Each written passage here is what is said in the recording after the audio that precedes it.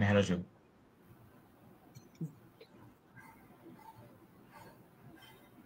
হ্যাঁ মেহরাজুল, আমার লাইভ। আসসালামু আলাইকুম ও শুভ সকাল সবাইকে। আজকে ক্যাম্প টকে সবাইকে স্বাগত। প্রস্তুতি আছে আমি মেহরাজুল হাসান, বর্তমানে পদার্থবিজ্ঞান প্রথম বর্ষে অধ্যয়নরত আছি। Camp society engineering member.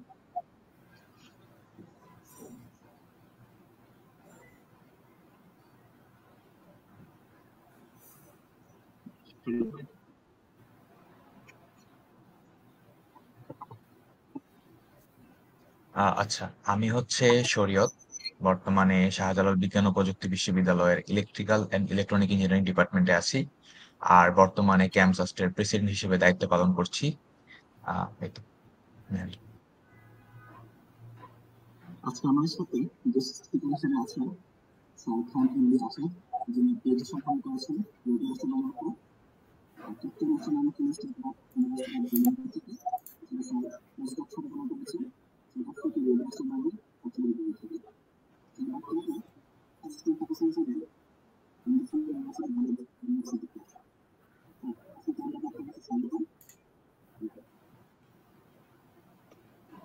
আচ্ছা, তোমার কথা একটু কম শোনা গেছে। আমি শুরু করব তাহলে। ওকে, আচ্ছা, থ্যাংক ইউ আমাকে এখানে ইনভাইট করার জন্য। এটা আসলে খুবই ভালো উদ্যোগ এবং ভবিষ্যতে এই ধরনের কাজ আরো হওয়া দরকার। আমারও টার্গেট হচ্ছে ঢাকা থেকে বাইরের অন্য সব ইউনিভার্সিটির সাথে যোগাযোগ রাখা নিয়মিত।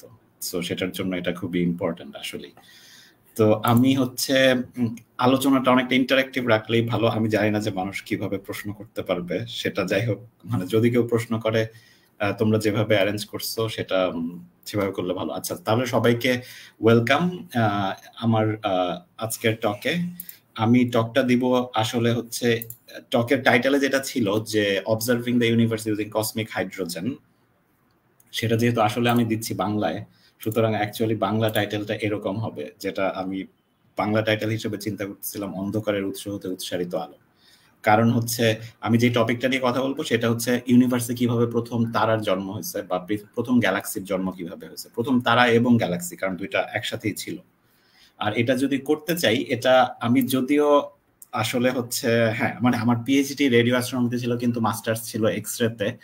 আর একজন অ্যাস্ট্রোনমার আসলে হচ্ছে অনেক ধরনের ওয়েভলেন্থে কাজ করে, যে কোনো অ্যাস্ট্রোনমার কাইন্ড অফ পিএইচডির পরে। যদিও যারা শুধুমাত্র ইনস্ট্রুমেন্টেশনে কাজ করে তারা কোনো একটা স্পেসিফিক ইনস্ট্রুমেন্টে বেশি ফোকাস করে, কিন্তু আমি সাধারণত সবকিছুতেই ফোকাস করতে চাই, বিশেষ করে হচ্ছে রেডিও, এক্সরে এবং অপটিক্যাল। আর সেটা যদি করতে চাই তাহলে যদি আমি যে কোনো একটা সায়েন্সে বেশি ফোকাস করতে চাই তাহলে অনেক ওয়েভলেন্থ রেজিম থেকেই আমাদের ডেটা নিতে হয় এবং সেসব ডেটা নিয়ে কাজ করতে হয়। কিন্তু আমি যদি স্পেসিফিক আমার এই টপিকে আসি তাহলে হয়তো এখন পর্যন্ত বলা যায় অপটিক্যাল অ্যাস্ট্রোনমির অনেক গুরুত্ব এখানে, কিন্তু সবচেয়ে বেশি গুরুত্ব আসলে রেডিওর।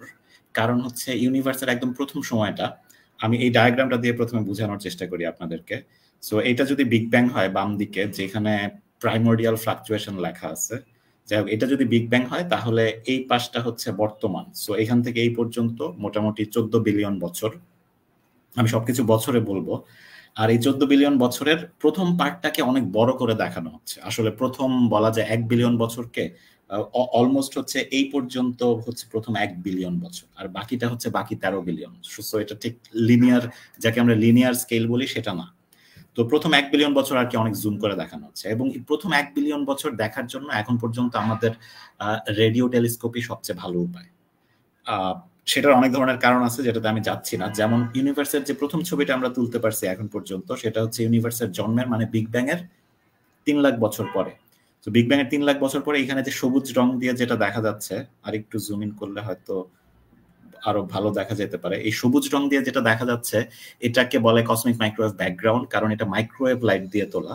আর মাইক্রোওয়েভ কিন্তু, যদিও মাইক্রোওয়েভ রেডিওর ঠিক পরে, মানে রেডিও আর ইনফ্রারেডের মাঝখানে, কিন্তু মাইক্রোওয়েভকে অনেক সময় রেডিওর পার্ট হিসেবে ধরা হয়, এবং মাইক্রোওয়েভ টেলিস্কোপ অনেকটা রেডিও টেলিস্কোপের মতো কাছাকাছি, যেই কারণে এটাকেও আমরা রেডিও অ্যাস্ট্রোনমির পার্ট বলতে পারি।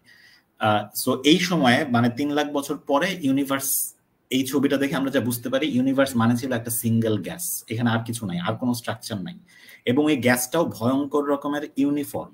ইউনিফর্ম না বলে আমি হোমোজেনাস বলতে পারি। তার মানে হচ্ছে গ্যাসটার টেম্পারেচার আর ডেনসিটি সব জায়গায় প্রায় একই।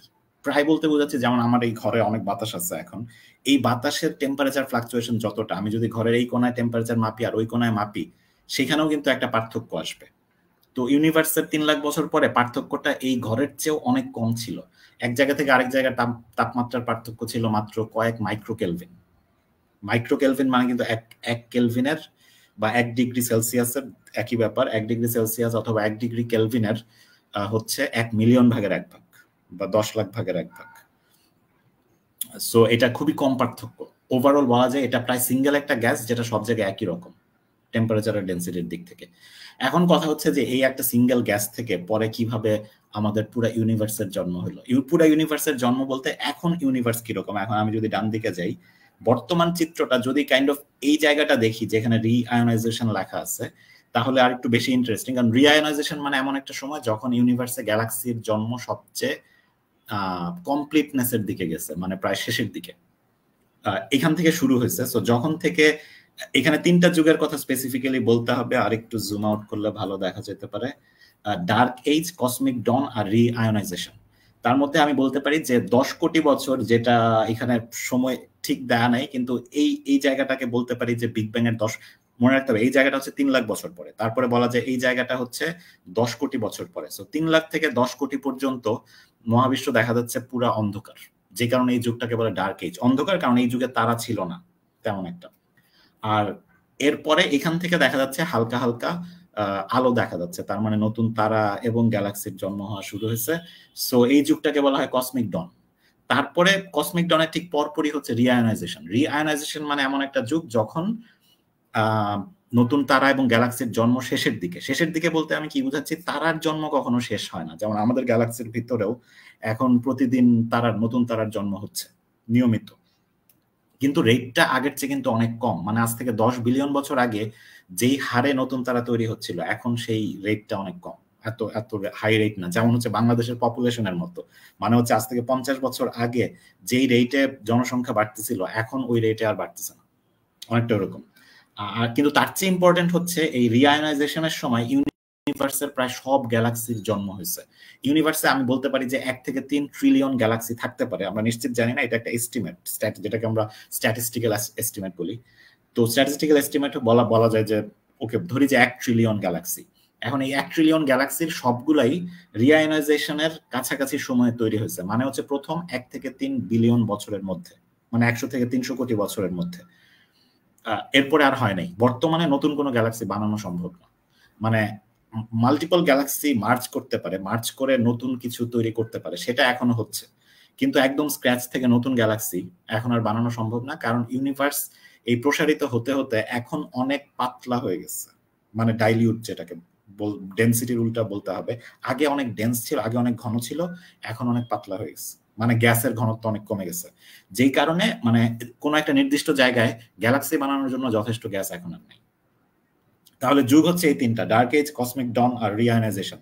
এই যুগের নাম বাই দ্য ওয়ে রিআয়োনাইজেশন এই কারণে যে 3 লাখ বছরের যে ছবিটা আমাদের এই 3 লাখ বছর বয়সের যে ছবিটা আমাদের কাছে এখন আছে ইউনিভার্সের, সেটাতে আমরা কি দেখি 3 বা এটা 4 লাখও বলা যায়। মানে এক্সাক্ট সংখ্যা নিয়ে এত চিন্তা করতে হবে না আমাদেরকে। সো এই প্রশ্ন করতে পারেন যে 3 থেকে 4 লাখ বছরের যে ছবিটা, এটাতে আমরা কি দেখি? আমরা যা দেখি সেটা হচ্ছে হাইড্রোজেন গ্যাস। মূলত অন্য কিছু গ্যাসও আছে, কিন্তু আমরা ওইদিকে অতটা যাচ্ছি না। হাইড্রোজেন গ্যাস, এবং এই গ্যাসটা ছিল এই সময় নিউট্রাল, মানে হাইড্রোজেনের ভিতরে যে ইলেকট্রন আর প্রোটন তারা একসাথে ছিল। এর আগে মানে 3 লাখেরও আগে 0 থেকে 3 লাখ পর্যন্ত হাইড্রোজেন কিন্তু এরকম নিউট্রাল ছিল না। তখন হাইড্রোজেন ছিল আয়োনাইজড, মানে হচ্ছে ইলেকট্রন আর প্রোটন আলাদা ছিল, তারা একসাথে হয়ে কোনো অ্যাটম তৈরি করেনি। সো প্রথমে আয়োনাইজ ছিল, তারপরে নিউট্রাল হয়েছে, এবং অনেকটা সময় নিউট্রাল ছিল। তারপরে এই গ্যালাক্সি ফরমেশন, গ্যালাক্সির জন্ম যখন শেষের দিকে, তখন আবার আয়োনাইজ হওয়া শুরু হয়েছে হাইড্রোজেন। এই জন্য এটার নাম রিআয়োনাইজেশন। আয়োনাইজেশন কিভাবে হচ্ছে? কারণ হাইড্রোজেনকে আয়োনাইজ করতে হলে আমরা এটা ফিজিক্সের ক্যালকুলেশন থেকে জানি যে 13.6 বা 13.6 ইলেকট্রন ভোল্ট এনার্জি লাগে। এটা একটা এনার্জির একক, আর কিছু না, মানে জুলের একটা ছোট ভার্সন। এখন এই এনার্জিটা আমরা নর্মালি, বাই দ্য ওয়ে কারো যদি কোনো প্রশ্ন থাকে করতে পারেন, আমি ইন দ্য মিন টাইম, এটা ইন্টারঅ্যাক্টিভ, সো আমাকে যদি কেউ থামাতে চান যে কোনো সময় থামাতে পারেন, বা যারা হোস্ট ছিলা, তোমরাও কোনো প্রশ্ন থাকলে ইন বিটুইন থামাতে পারো। সো আমি যেটা বলছিলাম, এই এনার্জিটা 13.6 ইলেকট্রন ভোল্ট, এই এনার্জিটা ভিজিবল লাইট থেকে পাওয়া যায় না, দৃশ্য আলো যেটা, দৃশ্য আলোর এত শক্তি নাই। কিন্তু আলট্রাভায়োলেট লাইট বা তার উপরের যে কোনো পাওয়ারফুল আলট্রাভায়োলেট, এক্স রে, গামারে, এই যে কোনো আলো দিয়ে হাইড্রোজেনকে আয়োনাইজ করা যায়। এবং ওই আলো তো অবশ্যই ডার্ক এজে ছিল না, কসমিক ডনে প্রথম আসা শুরু করছে, কারণ তারা থেকে ইন্টারেস্টিংলি এমনকি আমাদের সূর্য থেকে আলট্রাভায়োলেট রেডিয়েশন বের হয়। এমনকি পৃথিবীর চারদিকে যে আয়োনোস্ফিয়ার আছে, পৃথিবীর সারফেস থেকে 100 কিলোমিটার উপরে গেলে আয়োনোস্ফিয়ার নামে একটা লেয়ার আছে পৃথিবীর বায়ুমণ্ডলের, ওই লেয়ারটা কিন্তু তৈরি হয় সূর্যের আলট্রাভায়োলেট রশ্মির কারণে। কারণ সূর্য থেকে আসা আলট্রাভায়োলেট রেডিয়েশন আমাদের অ্যাটমসফিয়ারের বায়ুমণ্ডলের যে উপরের লেয়ার, এই উপরের লেয়ারের যেসব হাইড্রোজেন বা অন্যান্য অ্যাটমস, মলিকুল, তাদেরকে আয়োনাইজ করতে পারে। এই যে কারণে আয়োনাইজড গ্যাসের একটা লেয়ার তৈরি হয় পৃথিবীর বায়ুমণ্ডলের চারদিকে, যেটাকে আমরা আয়োনোস্ফিয়ার বলি। তার মানে হচ্ছে যে কোনো তারা থেকে আলট্রাভায়োলেট রেডিয়েশন বের হয়, ওই রেডিয়েশন গিয়ে আয়োনাইজেশনের কাজটা করছে, যে কারণে হচ্ছে ওই যুগটা আয়োনাইজড। এখন ব্যাপার হচ্ছে এইটা আমরা অপটিক্যাল টেলিস্কোপ দিয়ে অবজার্ভ করা সম্ভব। অপটিক্যাল টেলিস্কোপ দিয়ে আমরা যা দেখি, আরেকটা ব্যাপার আগেই বলে নেওয়া ভালো, আমরা অবশ্যই অ্যাস্ট্রোনমিতে বলাই হয় যে আমরা বর্তমান দেখতে পারি না, যেটা দেখতে পারি না সেটা হচ্ছে বর্তমান কাল। ভবিষ্যৎও দেখা যায় না আনফরচুনেটলি, কিন্তু অতীত কাল সবসময় দেখা যায়। মানে অ্যাস্ট্রোনমিতে যা দেখা যায় সেটা হচ্ছে শুধুমাত্রই অতীত, অ্যাস্ট্রোনমিতে বর্তমান বলে কিছু নাই। কারণ আমাদের সবচেয়ে কাছের যে অ্যাস্ট্রোনমিক্যাল অবজেক্ট, যেটা হচ্ছে চাঁদ, চাঁদও কিন্তু 3 লাখ কিলোমিটার দূরে, 3 থেকে 4 লাখ কিলোমিটার দূরে আমাদের থেকে। তার মানে চাঁদ থেকে আলো আসতে কিন্তু 1 সেকেন্ড লাগে। সুতরাং চাঁদকে আমরা দেখতেছি চাঁদ 1 সেকেন্ড আগে যেরকম ছিল, তার মানে হচ্ছে চাঁদ এখন কিরকম আছে ঠিক এই সেকেন্ডে, সেটা আমাদের পক্ষে কোনোদিন জানা সম্ভব না। সূর্য হচ্ছে 8 মিনিট দূরে আছে, এইভাবে সবকিছুই দূরে। সুতরাং অ্যাস্ট্রোনমিতে বর্তমান বলে কিছু নাই। অ্যাস্ট্রোনমি মানেই হচ্ছে অতীত পর্যবেক্ষণ, অবজার্ভিং দ্য পাস্ট। তার মানে হচ্ছে অতীত পর্যবেক্ষণ কিভাবে করা যায় এটাও প্রশ্ন। তার চেয়ে বরং অ্যাস্ট্রোনমাররা বেশি চিন্তিত এটা নিয়ে যে বর্তমান অবজার্ভ করা যাচ্ছে না, যেটা খুবই দুঃখজনক। কিন্তু আমরা যা অবজার্ভ করি সেটা সবসময় অতীত, এবং আমরা যত দূরের অবজেক্ট অবজার্ভ করব তত অতীতের অবজেক্ট অবজার্ভ করি। তার মানে হচ্ছে টেলিস্কোপ দিয়ে আমি যত দূরে দেখবো দেখা সম্ভব। আমি যদি 1 বিলিয়ন লাইট ইয়ার দূরের কিছু দেখি, তাহলে সেটা 1 বিলিয়ন বছর আগে থেকে আসতেছে। তার মানে ওই ছবির মাধ্যমে আমি 1 বিলিয়ন বছর আগে ইউনিভার্স কেমন ছিল সেটা জানতে পারবো। তো এটা করার জন্যই এখন অনেক ধরনের রেডিও টেলিস্কোপ বানানো হয়েছে। গত প্রায় 20 বছর ধরে অনেক ধরনের রেডিও টেলিস্কোপ চেষ্টা করতেছে এই সময়টা অবজার্ভ করার। কারণ আসলে বেশ কয়েকটা। একটা হচ্ছে ওই সময়টা, একটা তো অবভিয়াস কারণ, যেটা অ্যাস্ট্রোফিজিক্স বা অ্যাস্ট্রোনমারদের জন্য খুবই important. Astronomy by the way বলা হয়, আমি এখানে অ্যাস্ট্রোনমি শব্দটা ইউজ করতেছি অবজারভেশনের জন্য। যারা অ্যাকচুয়াল অবজারভেশনের কাজ করে, মানে টেলিস্কোপ বানায়, টেলিস্কোপ দিয়ে ডেটা কালেক্ট করে, সেই ডেটা ক্লিনিং করে, তাদেরকে অ্যাস্ট্রোনমার বলতেছি। আর যারা হচ্ছে মোর থিওরিটিক্যাল কাজ করে তাদেরকে অ্যাস্ট্রোফিজিক্সিস্ট বলতেছি। অ্যাকচুয়ালি বেশিরভাগ অ্যাস্ট্রোনমাররাই অ্যাস্ট্রোফিজিসিস্ট অ্যান্ড ভাইস ভার্সা। সুতরাং এটা খুবই ওভারল্যাপিং দুই ধরনের জিনিস। এখন এটা করার জন্য অ্যাস্ট্রোনমাররা যে ধরনের টেলিস্কোপ গত 20 বছর ধরে বানাচ্ছে, তার বেশিরভাগই রেডিও টেলিস্কোপ। এবং এটার কারণ মূলত আমি যেটা বললাম, 2-3টা কারণ দেখানো যায়। একটা কারণ হচ্ছে ইউনিভার্স কিভাবে তৈরি হলো।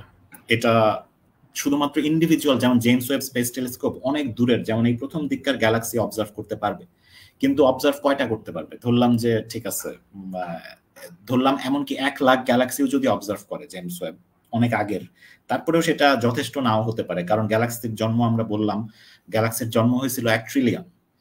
সুতরাং আরো আমাদের অনেক large field of view survey দরকার যদি আমরা ইউনিভার্সের ওভারঅল বিহেভিয়ার বুঝতে চাই। আর এটা করার জন্য খুব ভালো একটা উপায় হচ্ছে সরাসরি হাইড্রোজেন গ্যাস অবজার্ভ করা। কারণ এটা বলা যায় যে ইউনিভার্স যদি একটা সমুদ্র হয়, তাহলে ওই সমুদ্রটা পুরোপুরি হাইড্রোজেন গ্যাস দিয়ে বানানো। আর ওই সমুদ্রের উপরে অনেক দূরে দূরে ভাসমান যে ছোট ছোট কিছু জাহাজ দেখা যাবে, সেগুলো হচ্ছে গ্যালাক্সি। মানে ইউনিভার্সের সবগুলা গ্যালাক্সির, এই যে 1 ট্রিলিয়ন গ্যালাক্সি, এই গ্যালাক্সিদের ভর যদি আমি যোগ করি, তাহলে এটা ইউনিভার্সের মোট ভরের আনফরচুনেটলি মাত্র হয়তো কয়েক% হবে। আর বলা যায় যে তার থেকে 10 গুণ বেশি, মোট গ্যালাক্সি যত, গ্যালাক্সির ভর যত, তার চেয়ে 10 গুণ, অন্তত 10 গুণ, আরো বেশিও হতে পারে, অন্তত 10 গুণ বেশি হচ্ছে ইউনিভার্সের মোট গ্যাসের ভর। মানে যেসব গ্যাস কোনোদিন গ্যালাক্সিতে পরিণত হয় নাই তারা। আমরা শুরুতে বললাম যে ইউনিভার্সের শুরুতে পুরাটাই ছিল গ্যাস। এই গ্যাস থেকে আস্তে আস্তে গ্যালাক্সির জন্ম হয়েছে। এই গ্যাস থেকে আস্তে আস্তে গ্যালাক্সির জন্ম হয়েছে, কিন্তু সব গ্যাস তো অবশ্যই গ্যালাক্সি হয় নাই। তো আমরা বলতে পারি যে 10% গ্যাস গ্যালাক্সি হয়েছে, বাকি 90% গ্যাস তো গ্যাসের মতোই রয়ে গেছে।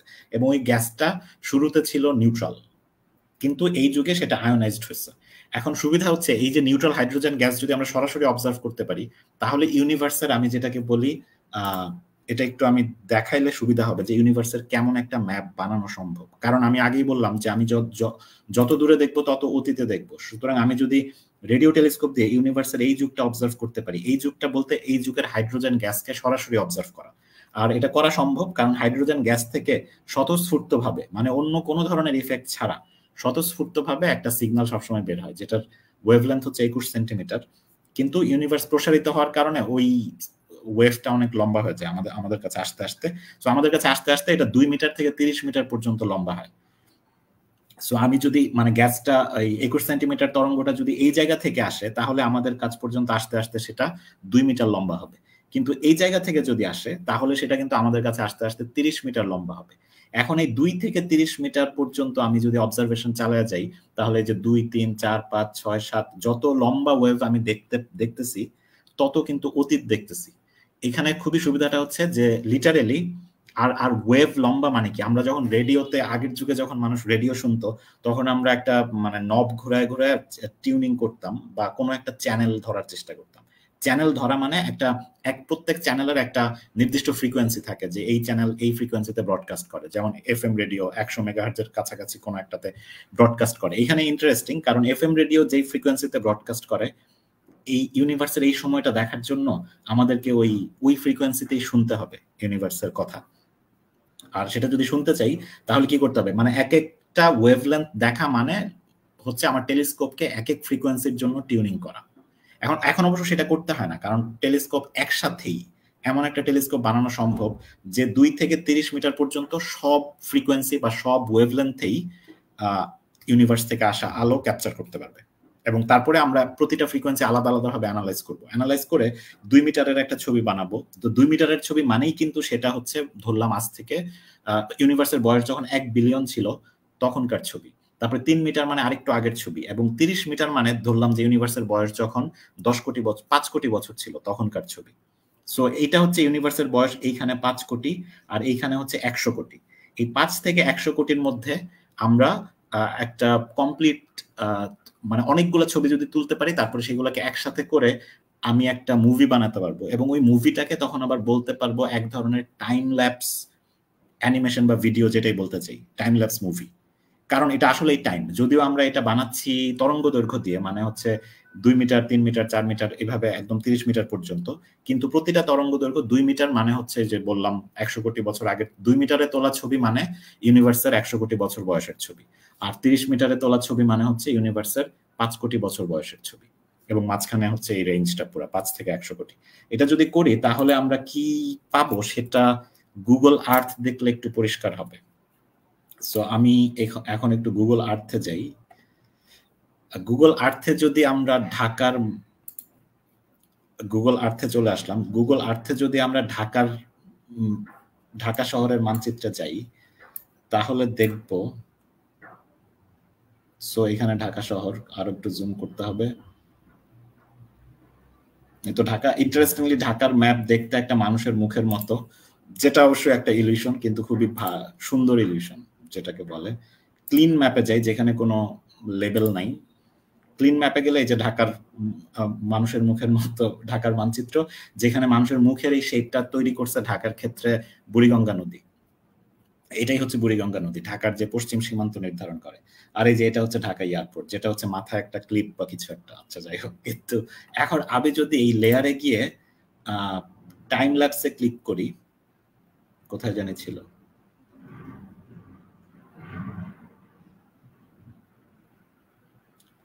হিস্টোরিক্যাল ইমেজারি, আমি এটা বোধহয় আগে টাইম ল্যাপস ছিল, এখন ওরা নাম চেঞ্জ করছে। সো আমি এটা 3D বিল্ডিংস, 3D বাদ দিই, আমাদের 3D দরকার নেই।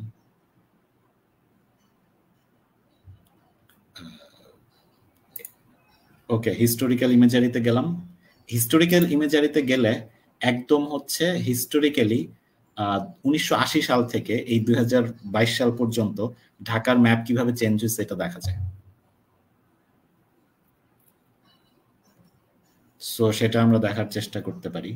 এখন হচ্ছে এটা, এই যে এখানে গিয়ে আমি যদি 1984 থেকে শুরু করা যায়, সো 1984-তে গিয়ে 1984 সালে ঢাকা দেখতে এরকম ছিল, এবং তখন ঢাকা শহরে কোনো এরকম মুখ ছিল না, কিন্তু এয়ারপোর্ট তখন ছিল, যে এয়ারপোর্টটা দেখা যাচ্ছে, এটা হচ্ছে ঢাকা এয়ারপোর্ট শাহজালাল। এখন হচ্ছে আমি এটা প্লে বাটন ছিল একটা কোথাও, আমি এটা আজকেই চেঞ্জ হয়ে গেছে সম্ভবত। এটাই কি প্লে বাটন? না, এটা প্লে বাটন না। প্লে বাটনটা আমাকে যদি কেউ হেল্প করে তাহলে বোঝা যাচ্ছে। Switch to historical, play button না থাকলেও দেখা যাবে অবশ্যই। তাহলে আমার আর কি এটা, আচ্ছা আমি এটা যদি ড্র্যাগ করি তাহলে এখন ম্যাপটা চেঞ্জ হবে। আমি 84 থেকে যদি বর্তমানের দিকে আসতে থাকি,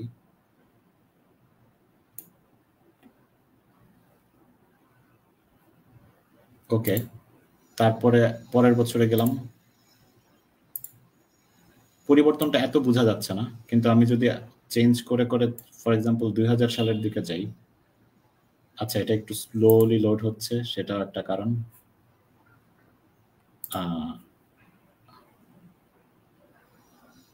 গ্রিড লাইন অ্যানিমেটেড ক্লাউড, ওকে, মানে ওই ভিডিওটা তার মানে গুগল খুবই সম্প্রতি উঠায় দিচ্ছে। ওকে, 1990 হচ্ছে এরকম, 91,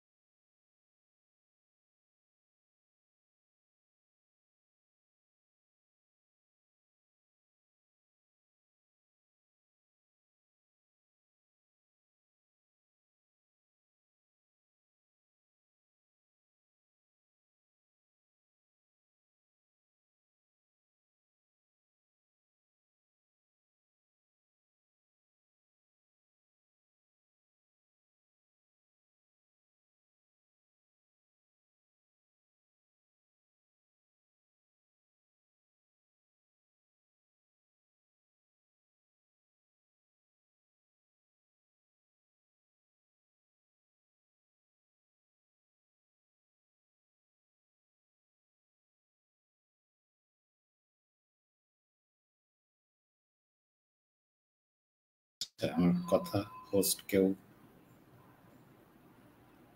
সরি আমার ইন্টারনেট মাঝখানে ডিসকানেক্টেড হয়ে গেছে। সরি, এখন কি শোনা যাচ্ছে? জি স্যার, এখন হচ্ছে ক্লিয়ার শোনা যাচ্ছে। আপনার স্ক্রিনটা আবার শেয়ার করতে পারেন। আচ্ছা সরি, আমার ইন্টারনেট মাঝে মাঝে ডিসকানেক্টেড হয়ে যায়, sorry for that. Share screen,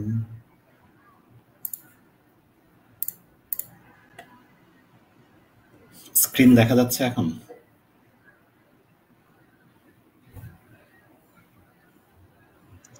G sir, clear দেখা যাচ্ছে। হ্যাঁ, সো আমি যেটা বলতেছিলাম, এটা হচ্ছে ঢাকা শহরের একটা টাইম ল্যাপস, যেটা আমরা বিভিন্ন সময়ে যদি বছর চেঞ্জ করি চেঞ্জ হয়। যেমন আমি যত বর্তমানের দিকে আসব তত হচ্ছে, আমার এই যত বর্তমানের দিকে আসব তত হচ্ছে চেঞ্জ হবে, এবং যত বর্তমানের দিকে আসবো তত দেখা যাচ্ছে এটা মানুষের মুখের মতো হচ্ছে। আচ্ছা আমাকে 1 মিনিট সময় দিতে হবে, 1 সেকেন্ড।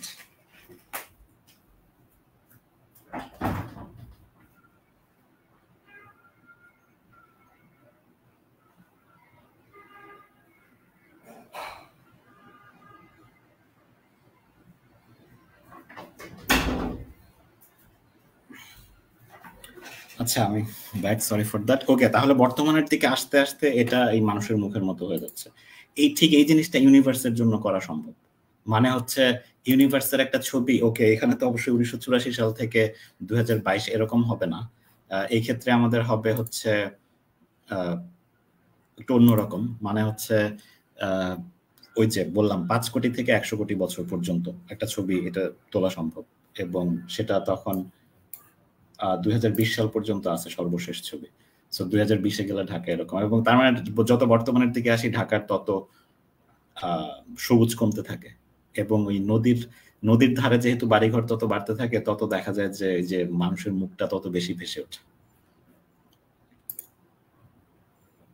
সো ইউনিভার্সের জন্য এটা করা, এবং আমরা অবশ্যই যে ইউনিভার্সের স্ট্রাকচারে আমরা মানুষের মুখ খুঁজবো না, কিন্তু হচ্ছে মানে হচ্ছে স্ট্রাকচার খুঁজবো, একই কিন্তু জিনিস, যে আমরা ইউনিভার্সের যত স্ট্রাকচার হবে, মানে এখানে যেটা হচ্ছে যে যত বিল্ডিং বাড়তেছে তত কিন্তু আমরা কিন্তু সবুজের মাধ্যমে, মানে নদীর কিনা, নদী তো আর কিছু হয় নাই, নদী তেমন একটা, হ্যাঁ নদী দূষিত হয়েছে, কিন্তু নদীর গতিপথ কিন্তু চেঞ্জ হয়নি এই 84 সাল থেকে এখন পর্যন্ত।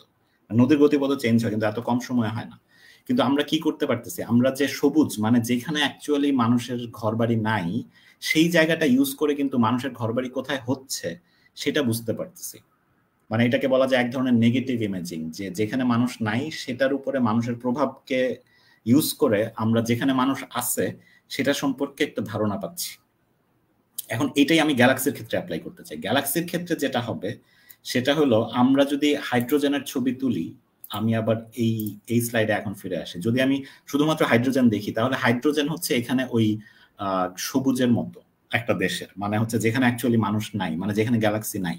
কারণ হাইড্রোজেন গ্যাস বলতে আমি কি বুঝাচ্ছি, যে 90% গ্যাস আসলে কোনো গ্যালাক্সিতে রূপান্তরিত হয় নাই, সেটাকে আমি বলতেছি এখনকার হাইড্রোজেন, যেটা আমরা অবজার্ভ করতে চাই। কারণ গ্যালাক্সিতে যারা রূপান্তরিত হয়ে গেছে তারা ওটা খুবই মাইনরিটি, তারা 1 থেকে 10% মাত্র। কিন্তু এই 1 থেকে 10%, এই যে মাঝখানে যে ছবিটা দেখা যাচ্ছে রিআয়োনাইজেশনের সময় যত জায়গায় আমি বেগুনি আলো দেখতেছি, এই সেখানেই গ্যালাক্সি আছে, এবং এটা একটা নেটওয়ার্কের মতো, যেটাকে কসমিক ওয়েব বলে। কারণ এটা মানুষের নিউরাল নেটওয়ার্কের মতোই, মানুষের মাথার নিউরাল নেটওয়ার্ক যেরকম, আর্টিফিশিয়াল নিউরাল নেটওয়ার্ক না, কারণ আর্টিফিশিয়াল নিউরাল নেটওয়ার্ক আরেকটু বেশি ক্লিন সম্ভবত, কিন্তু মানুষের মাথার নিউরাল নেটওয়ার্ক যেরকম, ইউনিভার্সের নেটওয়ার্কটা ওইরকম, যেটাকে কসমিক নেটওয়ার্ক বা কসমিক ওয়েব বলে। এবং ওই নেটওয়ার্কটা তৈরি হয় গ্যালাক্সি দিয়ে, আমাদের মাথারটা যেরকম নিউরন দিয়ে, ইউনিভার্সেরটা হচ্ছে গ্যালাক্সি দিয়ে, এবং ওইখানে এই গ্যালাক্সিগুলো দেখা যাচ্ছে। কিন্তু এই নেটওয়ার্কের মাঝখানে যে ফাঁকা জায়গা, ভয়েড, সেই সব জায়গায় হাইড্রোজেন গ্যাস আছে, আমরা অবজার্ভ করবো ওই ফাঁকা জায়গার হাইড্রোজেন।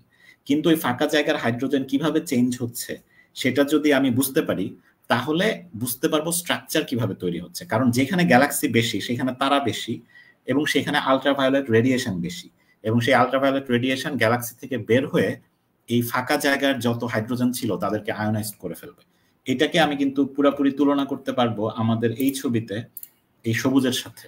মানে হচ্ছে মানুষ, ঠিক আছে, মানুষ সরাসরি জঙ্গলে যাচ্ছে না যেখানে অনেক সবুজ, কিন্তু মানুষের এই শহরের কারণে আশেপাশের সবুজ প্রভাবিত হচ্ছে। প্রথমত সবুজের সংখ্যা কমতেছে, এবং ওই সবুজ হাইড্রোজেন যেভাবে আয়োনাইজড হয় সেভাবে হচ্ছে এই সবুজ বলতে পারি আমরা এক অর্থে ধ্বংস হয়ে যাচ্ছে। শহর হচ্ছে তার আশপাশের সবকিছুকে ধ্বংস করে তৈরি হয়, পৃথিবীর সব জায়গায় এটা সত্য, এটা ঢাকার ক্ষেত্রে না। এখন হচ্ছে একইভাবে গ্যালাক্সি হচ্ছে তার আশপাশের সব হাইড্রোজেনকে ধ্বংস করার মাধ্যমে তৈরি হয়। এবং ধ্বংস করার প্রমাণটা কি? প্রমাণ হচ্ছে বর্তমানে ইউনিভার্সের প্রায় সব হাইড্রোজেন, ইনফ্যাক্ট আমরা বলি যে ইউনিভার্সে এখন মোট যত পদার্থ আছে তার মধ্যে 99% হচ্ছে আয়োনাইজড, মানে 99% পদার্থ অ্যাটম দিয়ে তৈরি না, যা শুধুমাত্র নিউক্লিয়াস এবং ফ্রি ইলেকট্রন, কারণ ইলেকট্রন সব বের হয়ে গেছে অ্যাটম থেকে। এটা হচ্ছে চিত্র। এখন আমি হচ্ছে সরাসরি টেলিস্কোপে চলে যেতে পারি এবং টেলিস্কোপের জাস্ট কিছু সামারি দেখাতে পারি যে কি ধরনের টেলিস্কোপ আমরা এখন এটা দিয়ে বানানোর চেষ্টা করতেছি। একটা হচ্ছে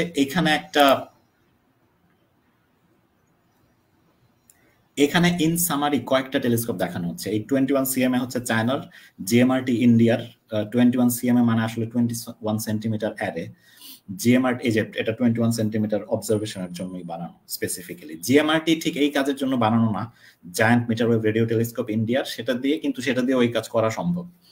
পেপার এখন আর কাজ করতেছে না, এটা সাউথ আফ্রিকাতে বানানো আমেরিকান টেলিস্কোপ। পেপারের সাকসেসর হচ্ছে হেরা, হাইড্রোজেন ইপোক অফ রিআয়োনাইজেশন অ্যারে। তার মানে এটাও সেই কিন্তু রিআয়োনাইজেশন যুগের সময়কার হাইড্রোজেন অবজারভেশনের জন্য বানানো। তারপরে লিডা, এটা এখন আমার মনে নাই কোন দেশে ছিল, কিন্তু MWA মার্চিসন হোয়াইটফিল্ড অ্যারে এটা হচ্ছে অস্ট্রেলিয়াতে। লোফার হচ্ছে যেটা নিয়ে আমি পিএইচডি করছিলাম, এবং এখন কিন্তু আমার বাংলাদেশে থেকে কাজ করার চেষ্টা করতেছি মূলত এই টেলিস্কোপ নিয়ে, লোফার, লো ফ্রিকোয়েন্সি অ্যারে, যেটা নেদারল্যান্ডে এটার কেন্দ্রটা, কিন্তু টেলিস্কোপটা ছড়ানো পুরো ইউরোপেই, একদম উপরে সুইডেন থেকে শুরু করে নিচে ফ্রান্স পর্যন্ত, আর বামে হচ্ছে ইংল্যান্ড থেকে শুরু করে ডান দিকে পোল্যান্ড পর্যন্ত এটা বিস্তৃত। আর নেনুফার যেমন ফ্রান্সে। কিন্তু ভবিষ্যতে মানে 2030 সালের দিকে পৃথিবীর সবচেয়ে বড় রেডিও টেলিস্কোপ যেটা হবে, যেটার নাম হচ্ছে স্কয়ার কিলোমিটার অ্যারে, সেটা বানানোই হবে অস্ট্রেলিয়াতে। সেটার দুইটা পার্ট, লো ফ্রিকোয়েন্সি বা বড় তরঙ্গ দৈর্ঘ্য যেটা আমাদের লাগবে 2 থেকে 30 মিটার বললাম, সেটা অস্ট্রেলিয়াতে বানানো হচ্ছে। আর অন্য পার্টটা সাউথ আফ্রিকাতে, সেটা এখানে অতটা ইম্পর্টেন্ট না। কিন্তু স্কয়ার কিলোমিটার অ্যারে যদি হয় তাহলে আমরা প্রথম, দুঃখজনক হচ্ছে আমরা এখন পর্যন্ত এই যুগের, মানে আমি যেই যুগটা দেখাচ্ছি 5 থেকে 100 কোটি, এই সময়কার হাইড্রোজেন আমরা এখন পর্যন্ত কেউ অবজার্ভ করতে পারিনি। অস্ট্রেলিয়াতে একটা টেলিস্কোপ আছে যেটার নাম এজেস, সেই টেলিস্কোপটা প্রায় 3 বছর আগে একটা দাবি করছিল এই সময়কার হাইড্রোজেনের একটা গ্লোবাল অ্যাভারেজ, মানে পুরো ইউনিভার্সে এই হাইড্রোজেনের অ্যাভারেজ ইন্টেন্সিটি কত সেটা বের করার দাবি করছিল, কিন্তু এটা এখনো পুরোপুরি প্রমাণিত হয়নি। কারণ যে কোনো সায়েন্সেই হচ্ছে একটা দাবি তখনই সবাই মেনে নেয় যখন এটা ইন্ডিপেন্ডেন্ট মাল্টিপল জায়গা থেকে একই রেজাল্ট পাওয়া যায়, সেটা এখন পর্যন্ত পাওয়া যায়নি, যে কারণে ওইটা এখনো টেস্টিং এর পর্যায়ে আছে।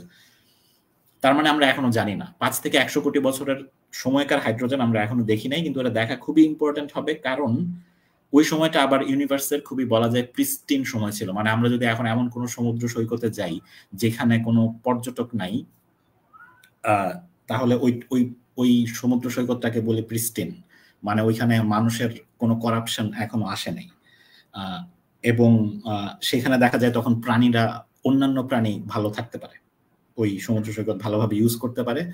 এবং এই সময়কার ইউনিভার্স ছিল ওইরকম, কারণ তখনও গ্যালাক্সির জন্ম হয় নাই। আর প্রিস্টিন যেসব জায়গা সেগুলা হচ্ছে সায়েন্স অনেক ভালোভাবে ব্যাখ্যা করতে পারে, কারণ সায়েন্স কিন্তু ন্যাচারাল সায়েন্স, কারণ নেচারের সূত্র আবিষ্কার করা সোজা, কিন্তু মানুষের সূত্র, মানুষ কিভাবে ধ্বংস করে প্রকৃতি, সেটার নিয়ম এখনো সমাজবিজ্ঞানীরা বের করতে পারেনি, কারণ এটা আরো অনেক কমপ্লেক্স প্রক্রিয়া, এটা বোঝা সম্ভব না। আর এটার ইতিহাস মাত্র 200 বছরের, 200 বছর দেখে তো একটা সায়েন্স প্রতিষ্ঠা করা যায় না।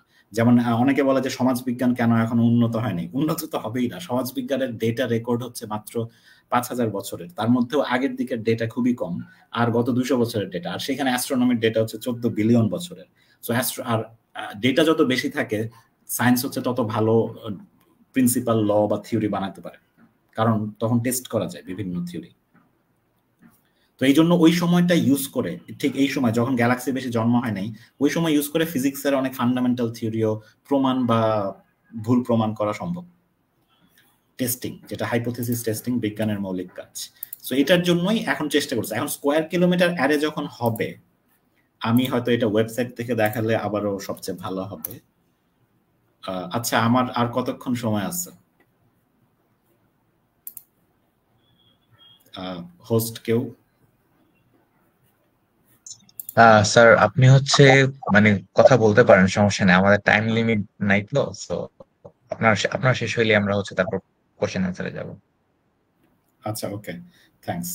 তাহলে হচ্ছে এটা স্কয়ার কিলোমিটার অ্যারের ওয়েবসাইট থেকে দেখাচ্ছি সরাসরি। স্কয়ার কিলোমিটার অ্যারে অর্গানাইজেশনের ওয়েবসাইট, এটা SKO। এটার নাম স্কয়ার কিলোমিটার অ্যারে ছিল কারণ এটার যে কালেক্টিং এরিয়া, মানে হচ্ছে যত বড় এরিয়াতে, যেমন আমি যদি বৃষ্টির পানি কালেক্ট করি তাহলে আমি যত বড় বালতি ইউজ করব তত বেশি পানি কালেক্ট করতে পারবো। একইভাবে হচ্ছে আমি যদি আকাশ থেকে পড়া ফোটন কালেক্ট করি তাহলে আমার এরিয়া যত বড় হবে, মানে হচ্ছে আমার এখানে তো বাকেট ইউজ করা যাবে না, এখানে ইউজ করতে হবে অ্যান্টেনা। যেমন এই যে এগুলো হচ্ছে একটা লো ফ্রিকোয়েন্সি অ্যান্টেনা, এটা কিন্তু রিয়েল ছবি, এবং এটা মাত্র 5 মাস আগে, এই বছরই অস্ট্রেলিয়াতে এই টেলিস্কোপ বানানোর কাজ শুরু হয়েছে। এর আগে কিন্তু 15 থেকে 20 বছর ধরে প্ল্যানিং চলছে এবং বাজেট কালেকশন চলছে, এবং SKO এখন হচ্ছে পৃথিবীর 10-12টা দেশ এখন এটার সদস্য, মানে 10-12টা দেশের ফান্ডিং এ এটা হচ্ছে। এটা কোনো দেশের ব্যক্তিগত সম্পত্তি না। এটার হেডকোয়ার্টার হচ্ছে ইংল্যান্ডের ম্যানচেস্টারে, কিন্তু ইংল্যান্ড এটার মেইন দেশ না আসলে। মেইন দেশ আসলে বেশি হচ্ছে সাউথ আফ্রিকা, অস্ট্রেলিয়া আর নেদারল্যান্ড। কারণ নেদারল্যান্ডের যে লো ফ্রিকোয়েন্সি অ্যারেটা ছিল, লো ফ্রিকোয়েন্সি অ্যারে হচ্ছে এই এসকে টেলিস্কোপের সবচেয়ে ভালো, যেটাকে বলে পাথফাইন্ডার। পাথফাইন্ডার মানে এমন একটা টেলিস্কোপ যেটা সাইজে আরো ছোট, কিন্তু এই টেলিস্কোপের অভিজ্ঞতা ইউজ করে আমি পরে আরো বড় একটা টেলিস্কোপের অনেক কাজ আগাতে পারবো। কিন্তু এখানে 10-12টা দেশ আছে এবং এই কয়েক মাস আগে কাজ শুরু হয়েছে, এটা 2030-এর মধ্যে শেষ হবে। আর যদি ছবি আরো আমরা এখানে দেখি তাহলে এইখানে যেটা দেখা যাচ্ছে, এখানে বাম পাশে হচ্ছে হাই ফ্রিকোয়েন্সি পার্টটা। এটা অবশ্যই অ্যানিমেটেড ছবি, এখানে কোনো কিছু রিয়েল না, এটা পুরোটাই কম্পিউটারে বানানো। কারণ ইন রিয়েলিটি এই ডান পাশে যেটা দেখা যাচ্ছে সেটা হচ্ছে অস্ট্রেলিয়ার মরুভূমি, বাম পাশে যেটা দেখা যাচ্ছে এটা হচ্ছে সাউথ আফ্রিকার মরুভূমি। অবশ্য সাউথ আফ্রিকাটাকে ঠিক মরুভূমি বলে না, কারণ এখানে কিছু ছোট ছোট গাছ পাওয়া যায় দূরে দূরে, যে কারণে সেমি ডেজার্ট বলে। এখন ডান পাশেরটা প্রায় মরুভূমি বলা যায়, কিন্তু দুইটা এরিয়া প্রায় একই রকম, কারণ হচ্ছে দুইটা অলমোস্ট একই ল্যাটিচুডে, একই রকম। এখন ডান পাশে অস্ট্রেলিয়াতে এরকম 256টা অ্যান্টেনা, আমার এক্স্যাক্টলি মনে নাই, প্রবাবলি 256 অথবা 512টা অ্যান্টেনা একসাথে করে একটা স্টেশন বানানো হবে, আর এরকম স্টেশন থাকবে 512টা। সুতরাং মোট অ্যান্টেনার সংখ্যা হবে 1.5 থেকে 2 লাখ, 1.5 থেকে 2 লাখ অ্যান্টেনা, যার প্রতিটা দেখতে এরকম, কিন্তু তার মানে প্রতিটার উচ্চতা কিন্তু একজন মানুষের উচ্চতার চেয়েও বেশি। এরকম অ্যান্টেনা থাকতেছে 1.5 থেকে 2 লাখ।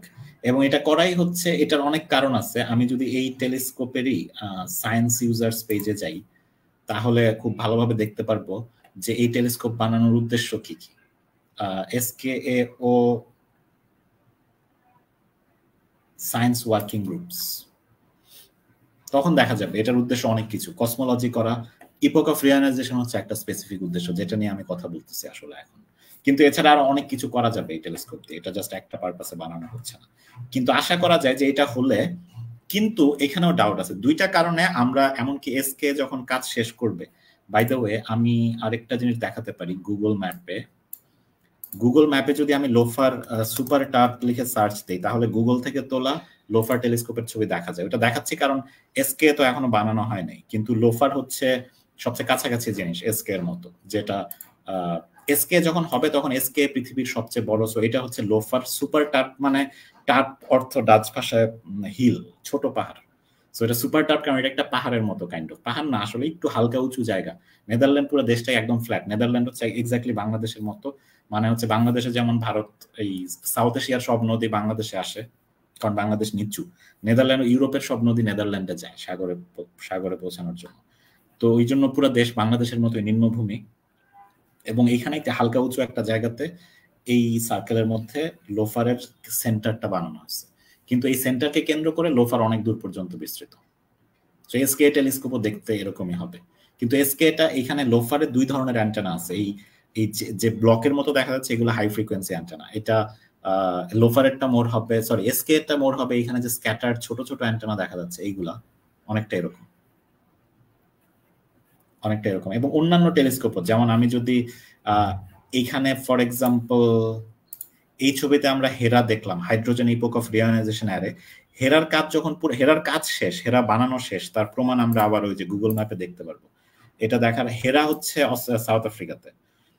সো হেরা এই যে সাউথ আফ্রিকার মরুভূমি এই জায়গাতে, গুগলে হেরা টেলিস্কোপ লিখে সার্চ দিলেই এটা আসবে যে হেরা কার্নারভন সাউথ আফ্রিকা। এই যে এটা স্যাটেলাইট থেকে তোলা রিয়েল ছবি। দেখা যাচ্ছে এখানে 360টা অ্যান্টেনা আছে, প্রতিটা আমার এক্স্যাক্টলি মনে নাই, সম্ভবত 20 থেকে 30 মিটারের মধ্যে সাইজ, ডায়ামিটার এইখানে, এবং এরকম 360টার মতো অ্যান্টেনা। এই সব বানানো শেষ, কিন্তু এখন এটার ক্যালিব্রেশন চলতেছে, যেটাকে কমিশনিং বলে, কমিশনিং এর কাজ চলতেছে। এটা হয়ে গেলে সম্ভবত এটা দিয়েই অনেক দূর কাজ করা যাবে, হাইড্রোজেন কিছুটা দেখা যাবে। এটা হয়তো প্রথম বড় ধরনের রেভলিউশন আনবে। বাই দ্য ওয়ে আমি যখন লোফারে জয়েন করি, পিএইচডি শুরু করি লোফার টেলিস্কোপে, তখন এটা 3000 ঘন্টার ডেটা কালেক্ট করা হয়েছে লোফার দিয়ে, 3000 ঘন্টা। কিন্তু এখন পর্যন্ত লোফারের ডেটাতে এই সিগন্যালটা পাওয়া যায়নি। মানে আমার পুরো পিএইচডি শেষ হয়েছে, সিগন্যাল পাই নাই। পিএইচডির পরে আরো 10 বছর পার হয়ে গেছে, এখনো সিগন্যালটা পাওয়া যায়নি। সুতরাং লোফার দিয়ে তার মানে পাওয়া যাবে। আমরা মোটামুটি শিওর যে লোফারে যেটা হচ্ছে যে প্রতি বছরই একটার পর একটা পেপার আসতেছে যে প্রতি বছর না 2 বছর পর পর একটা বড় ধরনের ব্রেক থ্রু হচ্ছে এবং আমরা আবিষ্কারের কাছাকাছি যাচ্ছি, কিন্তু এখন পর্যন্ত প্রেডিক্ট করা যাচ্ছে না যে কবে একদম এক্স্যাক্টলি পাওয়া যাবে। কিন্তু এসকে হলে আরো ভালো পাওয়া যাবে, হেরার চেয়েও ভালো। কিন্তু তার চেয়েও ভালো হবে যদি আমরা স্পেসে ইন্টারফেরোমিটার বানাতে পারি। যেহেতু তোমরা স্পেস উইকে আপনারা অনেক, আমরা যেহেতু এখানে একসাথেই হচ্ছে স্পেস উইকের জন্য, এখানে আমি শেষে হয়তো স্পেস নিয়ে কিছু কথা বলবো। সেটা হচ্ছে যদি আমরা স্পেস টেলিস্কোপ বানাই, স্পেসে এখনো রেডিও টেলিস্কোপ পাঠানোটা অনেক রেয়ার। এখন পর্যন্ত স্পেসে পাঠানো হচ্ছে অবশ্যই এমন সব টেলিস্কোপ যেগুলো পৃথিবীতে কাজই করে না, যেমন এক্স রে, গামা রে এবং এই ধরনের, ইনফ্রারেডেরও কিছু কিছু, এবং অপটিক্যাল পাঠানো হয়েছে। কারণ হ্যাঁ, অপটিক্যাল পৃথিবী থেকেও দেখা যায়, কিন্তু অপটিক্যাল মানে দৃশ্য আলো পৃথিবী থেকে দেখা গেলেও সেটা খুব ভালো যায় না, কারণ পৃথিবীর অ্যাটমসফিয়ার অনেক আনস্টেবল। সুতরাং যে কারণে হাবল স্পেস টেলিস্কোপ বা জেমস ওয়েব স্পেস টেলিস্কোপ স্পেসে পাঠানো হয়েছে। রেডিও টেলিস্কোপ এখন পর্যন্ত খুব বেশি পাঠানো হয়নি। রাশিয়া প্রথম শুরু করছিল পাঠানো, তারপরে সম্প্রতি নেদারল্যান্ড আর চায়না একসাথে মিলে একটা টেলিস্কোপ পাঠাইছে, যেটার টার্গেট হচ্ছে শুধুমাত্রই এই হাইড্রোজেন অবজারভেশন। এবং এটা মোটামুটি প্রমাণিত। আমার সুপারভাইজার যে ছিল, এই আর্টিকেলটার লিঙ্ক হয়তো যে পরে শেয়ার করা হবে, তার একটা হোয়াইট পেপারে ওইটার উপরে বেস করে, মানে নেদারল্যান্ড চায়না একসাথে যেটা করছিল সেটার উপরে বেস করে আরো অ্যাডভান্সড একটা টেলিস্কোপের প্রস্তাব দেওয়া হয়েছে, যেটার নাম হবে কোডেক্স, CODEX। কোডেক্স মানে হচ্ছে cosmic dawn and dark ages explorer. So ঠিক ওই দুইটা যুগ, যে দুইটা যুগের কথা আমি আগে বলতেছিলাম, কসমিক ডন আর ডার্ক এজ। আর কিন্তু তার মানে এটা না যে টেলিস্কোপ এটা না, যেমন আমি কিছু লিস্ট লিখে রাখছিলাম যেটা এখান থেকে ডাইরেক্টলি পড়তে পারি। এই যে নেদারল্যান্ড আর চীন একসাথে মিলে NCLE পাঠাইছে, তার এটা যেটা মানে হচ্ছে নেদারল্যান্ড চায়না, সরি আমি অন্য একটা পেজ শেয়ার করতেছিলাম, আমি আসলে এই পেজ থেকে দেখাচ্ছি এখন। NCLE মানে Netherlands China low frequency explorer. তারপরে US এর প্ল্যান আছে দুইটা টেলিস্কোপ, একটার নাম dapper, dark edges polarimeter pathfinder, আরেকটার নাম হচ্ছে ফারসাইড, কারণ এটা চাঁদের ফার সাইডে হবে, চাঁদের যে সাইডটা আমাদের পৃথিবী থেকে কখনো দেখা যায় না। ফারসাইডের আবার ফুল ফর্ম আছে, কারণ অ্যাস্ট্রোনমাররা অনেক, মোটের উপর অ্যাস্ট্রোনমি কমিউনিটিতে মানুষ ভাষা অনেক বেশি পছন্দ করে, সবাই অনেক ইন্টারেস্টিং অ্যাক্রোনিম বানায়, ছোট ছোট ওয়ার্ড। ফারসাইডের ফুল ফর্ম হচ্ছে FARSIDE are for radio science investigations of dark ages and exoplanets. So এখানে দুইটা পারপাস একসাথে করা হবে। আর আরেকটা হচ্ছে চায়নার আরেকটা প্ল্যান হচ্ছে DSL, যেটা হচ্ছে discovering the sky at the longest wavelengths. আর ভারত একটা প্ল্যান করছে যেটার নাম সবচেয়ে ইন্টারেস্টিং হয়তো, যেটার নাম হবে প্রত্যুষ। প্রত্যুষ মানে কিন্তু ডন, মানে ভোর, ওই কসমিক ডন। আর এইটারও ফুল ফর্ম আছে, ফুল ফর্ম হচ্ছে probing reionization of the universe using signal from hydrogen. So এটা ইংলিশে পুরাটা লিখলে দেখা যাবে যে এটার প্রথম শব্দগুলো নিয়ে একটা শব্দ বানানো হলে, প্রথম লেটারগুলো নিয়ে শব্দ বানানো হলে সেটা প্রত্যুষ হয়। তো এরকম অনেক কাজ চলতেছে। কোডেক্সের যেটা এই পেপারে ছিল, সেইখানে যেটা স্পেসিফিক্যালি দেখানো হচ্ছে সেটা হলো আমরা যদি স্পেসে অথবা চাঁদের ফার সাইডে একটা স্পেস ইন্টারফেরোমিটার বসাই। ইন্টারফেরোমিটার মানে এই এসকে আমি মাত্র যেটা দেখালাম অনেকটা এরকম, মানে হচ্ছে আমি হাজার হাজার বা লাখ লাখ অ্যান্টেনাকে একসাথে করে একসাথে একদিকে তাকাবো, তখন হচ্ছে আমার অ্যান্টেনার, বলা হয় অ্যান্টেনার ক্ষমতা মাপা হয় জাস্ট দুইটা প্যারামিটার দিয়ে, সেন্সিটিভিটি আর রেজলিউশন। সেন্সিটিভিটি মানে হচ্ছে আমি কত ক্ষীণ বস্তু দেখতে পারি, কত ফেইন্ট অবজেক্ট, আমি যত ফেইন্ট জিনিস দেখতে পারবো, যত কি বলে ব্রাইটনেস কম, এরকম ফেইন্ট, ওইটা বলতে ফেইন্ট বুঝাচ্ছি, আবার অজ্ঞান হয়ে যাওয়া না। সো ওই যত ফেইন্ট জিনিস দেখতে পারবো তার মানে আমার টেলিস্কোপের সেন্সিটিভিটি তত ভালো। আর রেজলিউশন মানে হচ্ছে সাইজের সাথে সম্পর্কিত। রেজলিউশন মানে আমি যত ছোট অবজেক্ট, ছোট বস্তু দেখতে পারবো, আমার টেলিস্কোপের রেজলিউশন তত ভালো।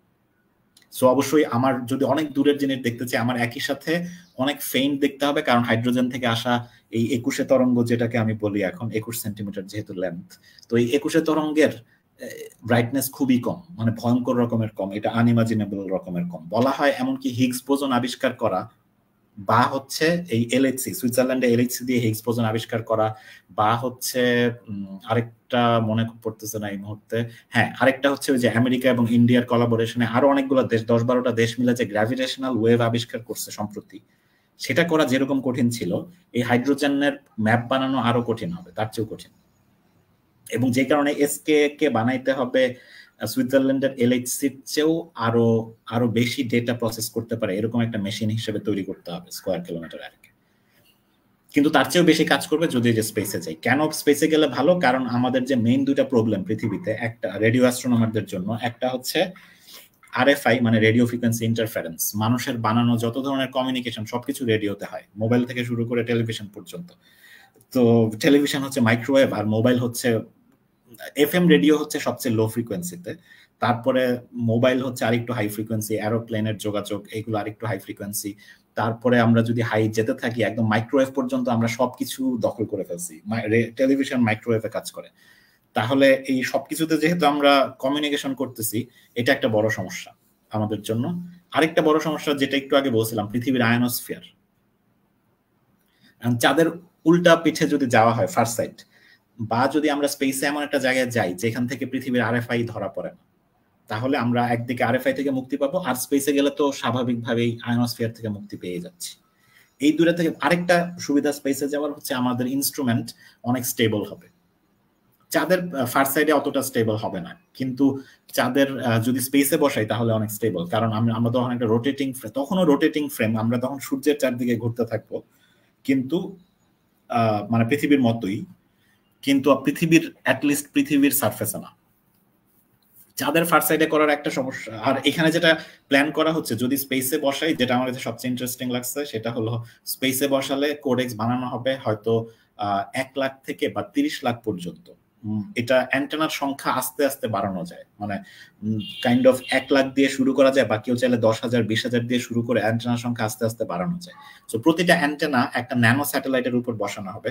তাহলে এরকম লক্ষ লক্ষ ন্যানো স্যাটেলাইটকে যখন একসাথে করা হয় সেগুলোকে সোয়ার্ম বলে। মানে আমরা এসকে এর যে ডিজাইনটা দেখতেছিলাম, স্কোয়ার কিলোমিটার অ্যারের ডিজাইন, সেইটার মতোই, স্কোয়ার কিলোমিটার অ্যারের ডিজাইনের মতোই একটা জিনিস। মানে হচ্ছে এরকম অনেকগুলো স্টেশন থাকবে, প্রতিটা স্টেশনের একটা কাইন্ড অফ মাদারশিপ থাকবে, মাঝখানে যেখানে সব অ্যান্টেনা থেকে ডেটা এসে প্রসেসড হচ্ছে সেটাকে বলা হচ্ছে মাদারশিপ। ওই মাদারশিপে সব ডেটা আসবে, মাদারশিপ ওইটা কিছুটা প্রসেসিং করে একটা রিডিউস ডেটা, মানে যেটার সাইজ কিছুটা কমানো হবে, ওই কম সাইজের ডেটাটা তারপর পৃথিবীতে পাঠাবে, এবং মেইন সায়েন্টিফিক প্রসেসিং পৃথিবীতে হবে অবশ্যই।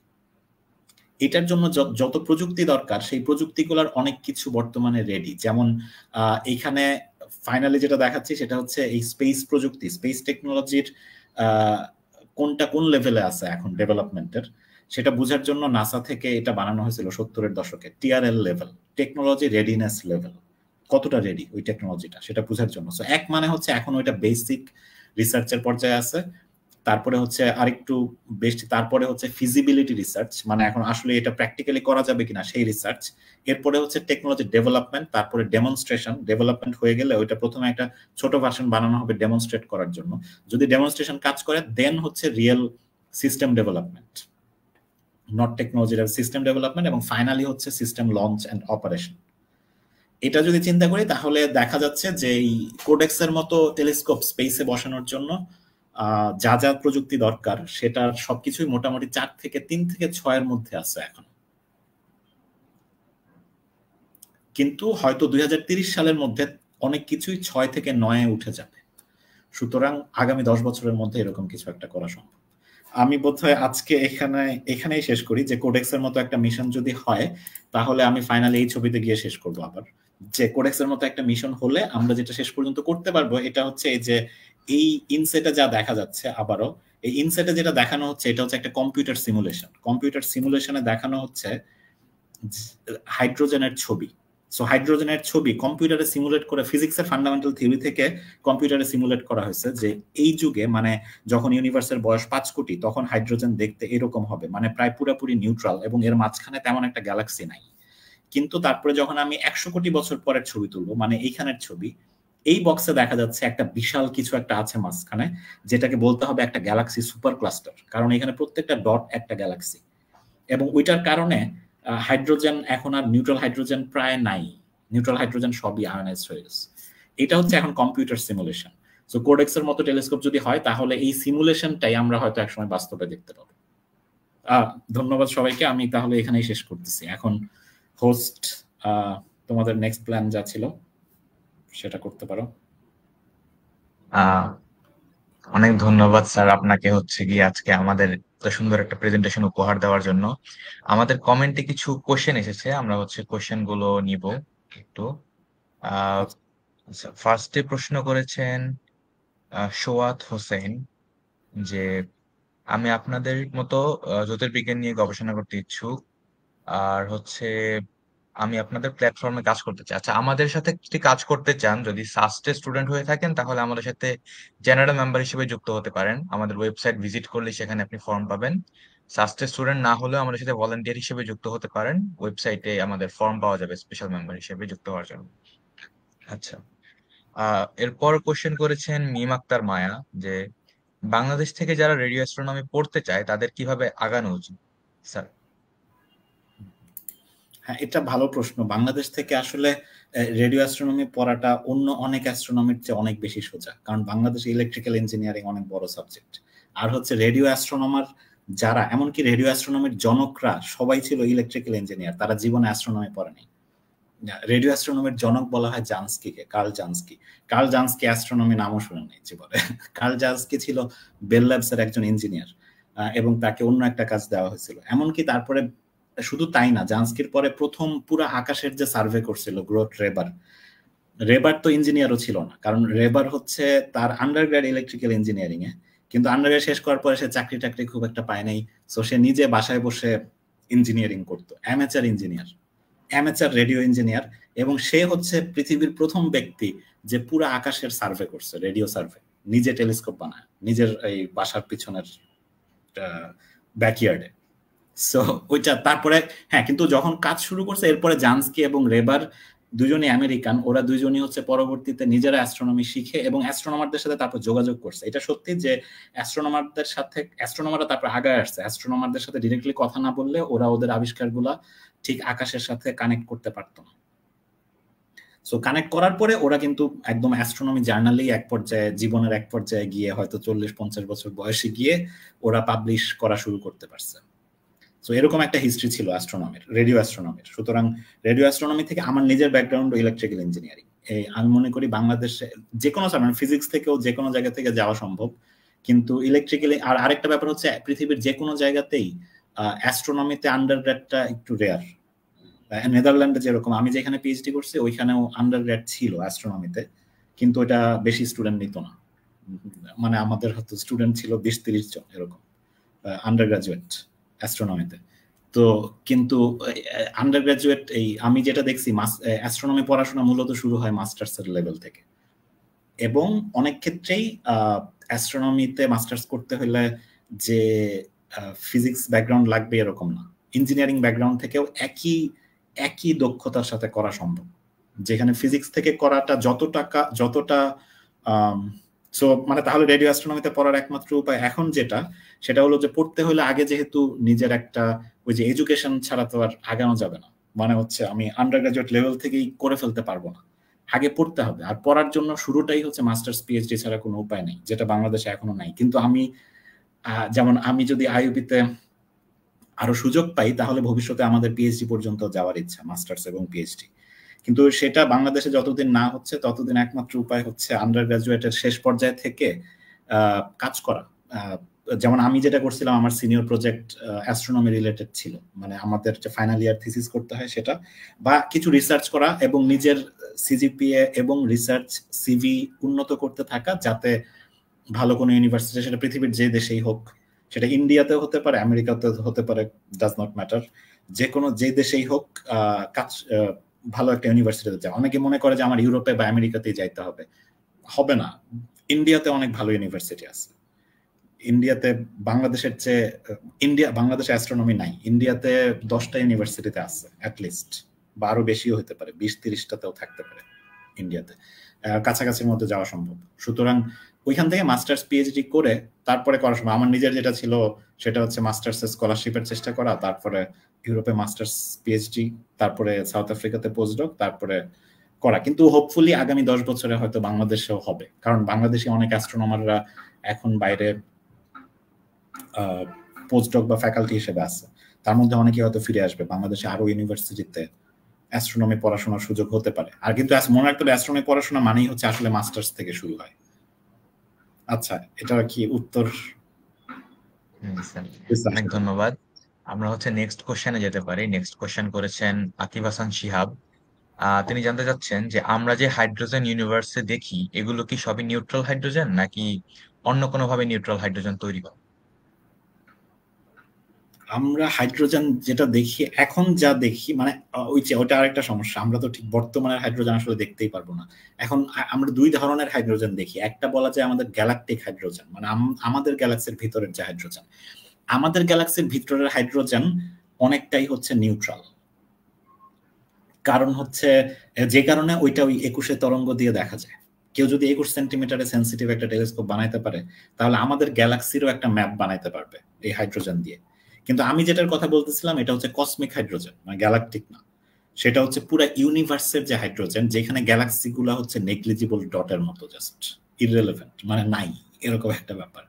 সো ওই হাইড্রোজেন পুরাপুরি আয়োনাইজড। ওইটা একসময় নিউট্রাল ছিল, মানে হচ্ছে ইউনিভার্সের প্রথম যুগে।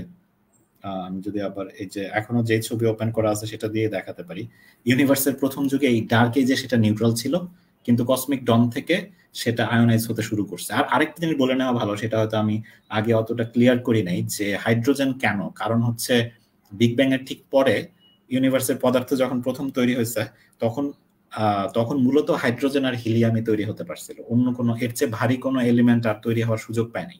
যে কারণে ইউনিভার্সের মোট পদার্থের 99% হচ্ছে হাইড্রোজেন আর হিলিয়াম, তার মধ্যে বলা যায় 75% হাইড্রোজেন আর 24% হিলিয়াম, এরকম আর কি। কিন্তু তার মানে বিগ ব্যাং এর পরেই হাইড্রোজেন ছিল, যেই হাইড্রোজেনেরই একটা ছবি আমরা 3 লাখ বছর পরে তুলতে পারছি, তারপরে আর পারি না, কারণ তারপরে হাইড্রোজেন অদৃশ্য হয়ে গেছে, কারণ নিউট্রাল হয়ে গেছে। নিউট্রাল মানেই মোটামুটি অদৃশ্য। কিন্তু এখন আবার হয়তো এই টেলিস্কোপ গুলা বানালে আমরা সেই নিউট্রাল হাইড্রোজেন আবার দেখতে পারবো।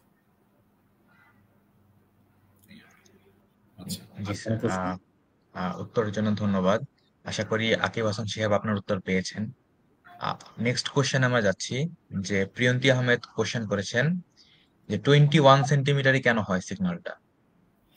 আচ্ছা, হ্যাঁ, সেটা একটা ভালো প্রশ্ন। সেটা হচ্ছে হাইড্রোজেন যদি নিউট্রাল থাকে এবং তাহলে তার থেকে শুধুমাত্র এই সিগন্যালটাই স্বতঃস্ফূর্ত ভাবে আসতে পারে। স্বতঃস্ফূর্ত মানে তা কিছু করতে হবে না তাকে। নর্মালি কিন্তু আমি যদি একটা গ্যাস থেকে আলো বের করতে চাই তাহলে ওই গ্যাসকে এক্সাইটেড করতে হয়, যেমন হচ্ছে লাইটার একটা খুব ভালো এক্সাম্পল। আমি যদি, যেমন আমার এই ঘরের বাতাস হচ্ছে এখন খুবই শান্তিতে আছে, ও কোনো আলো টালো দিচ্ছে না, গ্যাস বাতাস দেখা যাচ্ছে না, কিন্তু আমি যদি একটা লাইটার দিয়ে আগুন জ্বালাই তাহলে কিন্তু এই গ্যাসটা ভিজিবল হয়ে যাবে, কারণ তখন আমি গ্যাসের টেম্পারেচার বাড়ায় দিচ্ছি, গ্যাসকে এক্সাইটেড করে দিচ্ছি। সো এটা একটা উপায় একটা গ্যাস থেকে আলো বের করার। যে কোনো ইলেকট্রোম্যাগনেটিক ওয়েভকে, এখন 21 সেন্টিমিটারটাও একটা আলো, যেটা খালি চোখে দেখা যায় না কিন্তু রেডিও টেলিস্কোপ দিয়ে দেখা যায়। এটা করার জন্য ওরকম কোনো এক্সাইটেড করার দরকার নেই, হাইড্রোজেন নিজে নিজেই দেয়। এটা কিভাবে দেয় সেটা হচ্ছে হাইড্রোজেন মানে হচ্ছে একটা হাইড্রোজেন অ্যাটমের কেন্দ্রে হচ্ছে একটা প্রোটন আছে আর চারদিকে হচ্ছে ইলেকট্রন, বিভিন্ন জায়গায় একটাই ইলেকট্রন। এখন এই ইলেকট্রন, প্রোটন এবং ইলেকট্রনের আমরা যেটা বলি স্পিন নামে একটা বৈশিষ্ট্য আছে, যেটা কোয়ান্টাম ফিজিক্সে বিস্তারিত আলোচনা করা হয়। সেটা ঠিক ভিজুয়ালাইজ করার কোনো উপায় নাই, কিন্তু যেহেতু আমরা সাধারণ মানুষদের ভিজুয়ালাইজ করতেই হয়, সো আমরা স্পিনকে মানে ওই যে কবিতার মতো মেটাফর হিসেবে কল্পনা করি হচ্ছে পৃথিবী যেভাবে ঘুরে, মানে পৃথিবীরও একটা স্পিন আছে, রাইট? সো সূর্যেরও একটা স্পিন, সূর্যও কিন্তু নিজের অক্ষের চারদিকে ঘুরতেছে, পৃথিবীও নিজের অক্ষের চারদিকে ঘুরতেছে।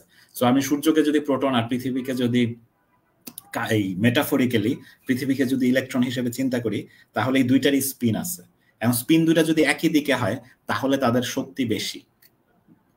এভাবে চিন্তা করা যায় যে দুইটা যদি একই দিকে ঘুরে তাহলে তারা একসাথে দুইজন বেশি শক্তিমান, মানে কারণ তারা একজোট।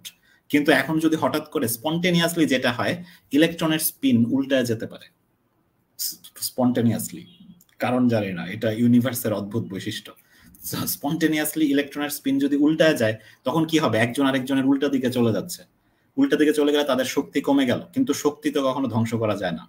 সুতরাং আগে বেশি শক্তি ছিল, এখন শক্তি কমে গেছে, যেটুকু কমে গেছে ওই শক্তিটুকু তখন সে আলো হিসেবে রেডিয়েট করে দেয়, বের করে দেয়, এবং ওই শক্তির যে রেডিয়েশনটা সেটাই হচ্ছে একটা এই 21 সেন্টিমিটার ওয়েভলেন্থের লাইট। এখন এটা সবসময় 21 হবে, 21 থেকে এটা এক বিন্দু এদিক ওদিক করার কোনো উপায় নাই, কারণ হচ্ছে এই ঘটনা তো একটাই, যেটা হচ্ছে যে ইলেকট্রনের স্পিন উল্টায় যাওয়া। এটা আর অন্য কোনো ঘটনা নাই। এখন আবার আমি স্বতঃস্ফূর্ত বললাম ব্যাপারটা, কিন্তু স্বতঃস্ফূর্ত মানেও আবার এরকম না কিন্তু যে এটা মানে সেকেন্ডে সেকেন্ডে হচ্ছে, ব্যাপারটা তা না। মানে ব্যাপার হচ্ছে যে আমি যদি একটা হাইড্রোজেন অ্যাটমকে একটা গ্লাসের মধ্যে বন্দি করে রেখে দেই এবং বসে থাকি যে দেখি কখন তার ইলেকট্রন কখন উল্টা হয়, সেটা যদি দেখতে চাই আমার জীবনে কুলাবে না। কারণ হচ্ছে এই ঘটনাটা ঘটে মাত্র 1 মিলিয়ন বছরে মাত্র একবার। 1 মিলিয়ন বছরে একবার স্বতঃস্ফূর্তভাবে এটা ঘটতে পারে। তার মানে এখন প্রশ্ন করতে পারে, তাহলে এতই যদি ব্যাপার হয় যে 1 মিলিয়ন বছরে মাত্র একবার হবে, তাহলে আমরা কিভাবে সিগন্যালটা পাবো? এটা তারপরেও পাওয়া যায়, কারণ ইউনিভার্সে হাইড্রোজেন অ্যাটমের সংখ্যা তো ট্রিলিয়ন ট্রিলিয়ন ট্রিলিয়ন। তার মানে এখন একটা ইন্ডিভিজুয়াল অ্যাটম যদি মিলিয়ন বছরে একবারও এই 21 তরঙ্গ দেয়, তারপরেও আমরা অ্যাট এ টাইম প্রচুর হাইড্রোজেন অ্যাটমকে দেখবো যে প্রতি সেকেন্ডেই প্রচুর হাইড্রোজেন অ্যাটমের ওই মিলিয়ন বছরে একবারের যে অনন্য ঘটনা সেটা ঘটতেছে, যে কারণে আমরা আসলে দেখতে পারি। আশা করি উত্তর হয়েছে। হ্যাঁ, আশা করি হচ্ছে আপনি উত্তরটা পেয়েছেন। এরপর আমরা নেক্সট কোশ্চেনে যাব। শরীফুল ইসলাম, যে কসমিক মাইক্রোওয়েভ ব্যাকগ্রাউন্ডের আগের ছবি আমরা পাই না কেন? এখানে লিমিটেশনটা কি থাকে?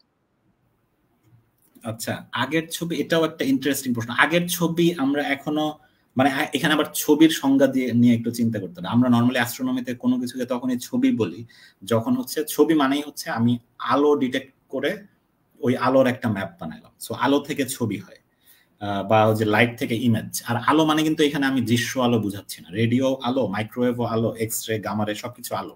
আলো মানে যা কিছু ইলেকট্রোম্যাগনেটিক ওয়েভ, তাই আলো। এখন সমস্যাটা হচ্ছে এই সময় মানে প্রথম 3 লাখ বছর ইউনিভার্স ছিল প্রচন্ড কেওটিক, যেখানে কোনো কিছুই নিউট্রাল ছিল না। পুরো ইউনিভার্স ছিল এরকম ফ্রি ইলেকট্রন আর ফ্রি প্রোটন চলাচল করতেছে, এরকম একটা প্লাজমা। ওইরকম প্লাজমা যখন থাকে তখন ওই প্লাজমার ভিতর থেকে কোনো লাইট আমরা দেখতে পারি না। কারণ হচ্ছে লাইট কিন্তু ফোটন দিয়ে তৈরি, আলো হচ্ছে ফোটন দিয়ে তৈরি, আর ফোটন সবসময় ইলেকট্রন থেকে স্ক্যাটার্ড হয়। এখন আমি তো যেমন আমার ছবি আপনারা দেখতে পাচ্ছেন, এটা দেখা যাচ্ছে কেন? কারণ হচ্ছে প্রথমত আমার ওই যে আলো এসে আমার শরীরে রিফ্লেক্টেড হয়ে প্রতিফলিত হয়ে সেটা আমার ল্যাপটপের ভিতরে ঢুকতেছে, ল্যাপটপের ক্যামেরার লেন্স দিয়ে ভিতরে ঢুকতেছে। ল্যাপটপ সেটা ইলেকট্রনিক, সেই লাইটগুলোকে ল্যাপটপ কিন্তু ইলেকট্রনে কনভার্ট করতেছে, যাতে সে তারপরে ওগুলোর ইলেকট্রনিক প্রসেসিং করতে পারে।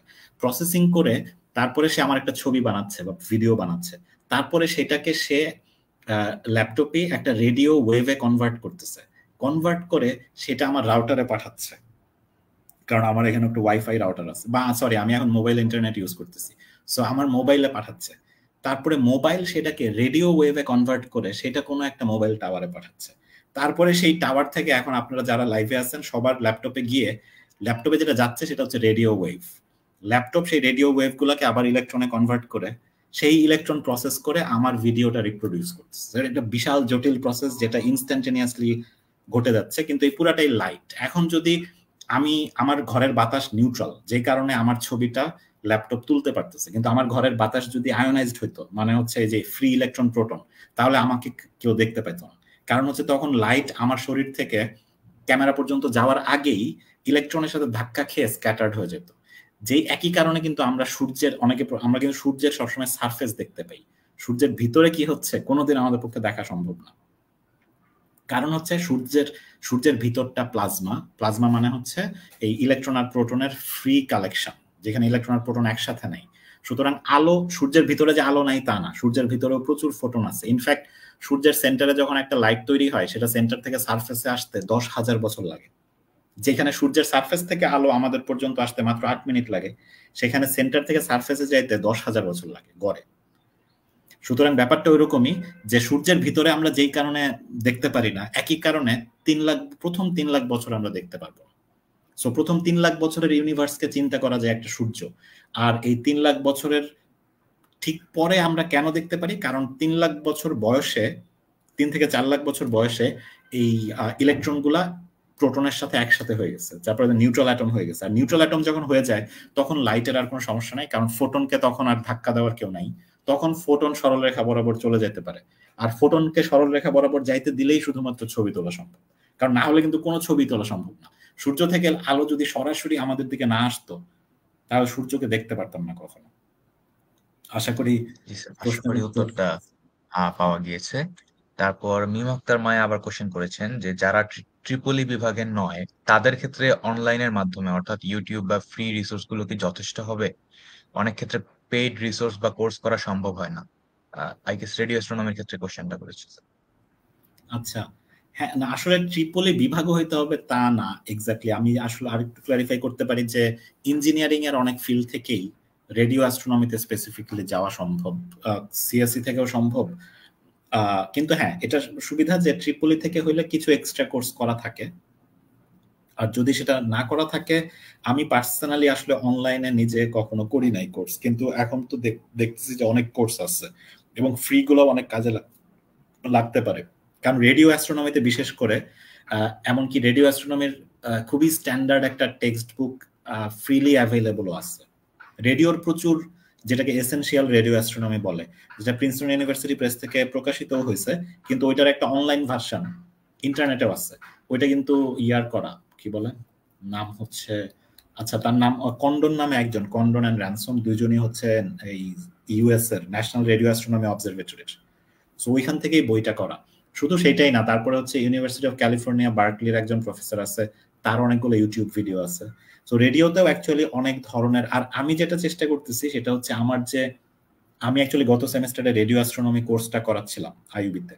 সো এই কোর্সের সব ম্যাটেরিয়াল অনলাইনে করার টার্গেট ছিল, কিন্তু এই যে জুলাই বিপ্লবের কারণে হচ্ছে ওই সেমিস্টার আর ভালোভাবে হয়নি, যার ফলে আমি কোর্স ম্যাটেরিয়াল ঠিক আর করতে পারিনি। কোর্স কোনোভাবে শেষ করা গেছে, কিন্তু ম্যাটেরিয়াল ঠিকই অনলাইনে সাজানো যায়নি। কিন্তু এটা আমার সাথে যোগাযোগ করলে এটা নিয়েও আরো ভবিষ্যতে অনেক আগাবো। কারণ আমি এমনকি আইইউবিতে আমরা একটা রেডিও টেলিস্কোপ বানানোর চেষ্টা করতেছি, সেটা কোর্সের পার্ট হিসেবে। তাহলে ওইটা একটা এটাকে বলা যায় টিচিং টেলিস্কোপ। টেলিস্কোপের উদ্দেশ্যই হচ্ছে শেখানো, এবং সেটা করতে গেলে যত ধরনের ম্যাটেরিয়াল লাগবে, ইনফ্যাক্ট হচ্ছে এই মাসেই নিউজিল্যান্ড থেকে আমরা ইম্পোর্ট করতেছি কিছু ইলেকট্রনিক্স ওই রেডিও টেলিস্কোপের জন্য, এবং রেডিও টেলিস্কোপের ডিজাইনটাও মোটামুটি রেডি। সুতরাং এই ম্যাটেরিয়াল গুলো সবই আমার নিজের টার্গেটও একটা আছে, অনলাইনে ফ্রি ম্যাটেরিয়াল আরো তৈরি করা, এবং ইতিমধ্যে অনেক আছে সেটাও ঠিক, এবং সেগুলো যথেষ্ট হবে। আমার মনে হয় না যে রেডিওর জন্য স্পেসিফিক্যালি পেইড কিছু করতে হবে বলে মনে হয় না। ওকে স্যার, অনেক ধন্যবাদ। এরপর আমরা নেক্সট কোশ্চেনে যেতে পারি। সাদিয়া তাসনিম মিম প্রশ্ন করেছেন, বর্তমানে যেসব কসমিক ইমেজ অ্যাভেলেবল আছে জেনারেটিভ এআই ইউজ করে, সেগুলো থেকে সিনথেটিক ডেটা জেনারেট করে কসমিক হাইড্রোজেন রিলেটেড অবজারভেশনে কাজ করার ল্যান্ডস্কেপটা কেমন, এবং মডেল জেনারেটেড ডেটা নিয়ে কাজ করলে সেটা কতটা অর্থবহ হয়ে থাকে? আচ্ছা, এটা খুবই ইন্টারেস্টিং প্রশ্ন। অবশ্যই আসলে ওই যে যেটা হচ্ছে কসমিক ইমেজ অ্যাভেলেবল এখন আসলে জিরো, মানে একটাও নাই। সুতরাং এখানে বলতে হবে যে হ্যাঁ, আমাদের রিয়েল ডেটা একদমই নাই, একদম জিরো। মানে এখন পর্যন্ত যে ডেটাটা আছে সেটা কোনো ইমেজ না। সেটা আমি বলছিলাম যে ইউনিভার্সের বয়স যখন মোটামুটি কত, এটা এখন আমার এক্স্যাক্টলি মনে নাই, প্রবাবলি 5 কোটি। আমাদের টার্গেট হচ্ছে 5 থেকে 100 কোটি, মানে হচ্ছে এই যে 5 থেকে 100 কোটি বছরের মধ্যে ইউনিভার্স। সেই সময়কার শুধুমাত্র একটা যুগের প্রবাবলি 20 কোটি বছর বা এরকম কিছু একটা সময়ের একটা সিগন্যাল আছে। আর সিগন্যালটা হলো পুরা ইউনিভার্সে average, on average, global average বলে, অনেক সময় এটাকে আমরা গ্লোবাল সিগন্যাল বলি। গ্লোবাল সিগন্যাল মানে পুরা ইউনিভার্সে যত হাইড্রোজেন আছে সেটার অ্যাভারেজ ব্রাইটনেস, জাস্ট একটা নাম্বার, আর কিছু না। সেরকম একটা মেজারমেন্ট আছে, এছাড়া আর কিছু নাই। কিন্তু কিন্তু একটা না, বেশ কয়েকটা ভালো সফটওয়্যার আছে যেটা দিয়ে হচ্ছে সিনথেটিক ডেটা তৈরি করা যায়, একদম হচ্ছে ফান্ডামেন্টাল ফিজিক্সের সূত্র ইউজ করে। এখন সেখানে সিনথেটিক ডেটাটা মেশিন লার্নিং দিয়ে তৈরি করা হচ্ছে না, সেটা ঠিক। কিন্তু হ্যাঁ, হয়তো মেশিন লার্নিং ইনকর্পোরেট করে এইখানে স্বয়ং জেনারেটিভ এআই ইউজের কোনো আমি এখন পর্যন্ত দেখি নাই। অবশ্য যদিও আমি এইটা লিখে এক্স্যাক্টলি সার্চ করি নাই যে জেনারেটিভ এআই দিয়ে সরাসরি ডেটা জেনারেট করা হচ্ছে কিনা। সেটা রিয়েল ডেটা দিয়ে সম্ভব না হলেও এই সিমুলেটেড ডেটা দিয়ে করা সম্ভব। আমি একটা এক্সাম্পলই দেখাইতে পারি যেহেতু প্রসঙ্গ আসলো। সেটা হচ্ছে এটা একটা বিখ্যাত সফটওয়্যার, 21cm ফাস্ট নাম, 21 সেন্টিমিটার ফাস্ট।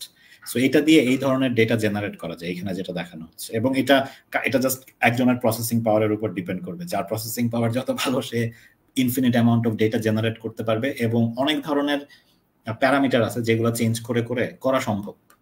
এখন এটা করা যায় যে এটা দিয়ে যদি এরকম অনেক ডেটা জেনারেট করা হয় রিপ্রেজেন্টেটিভ, তারপরে এখান থেকে লার্ন করে জেনারেটিভ এআই দিয়ে ওই ডেটার পরিমাণ আরো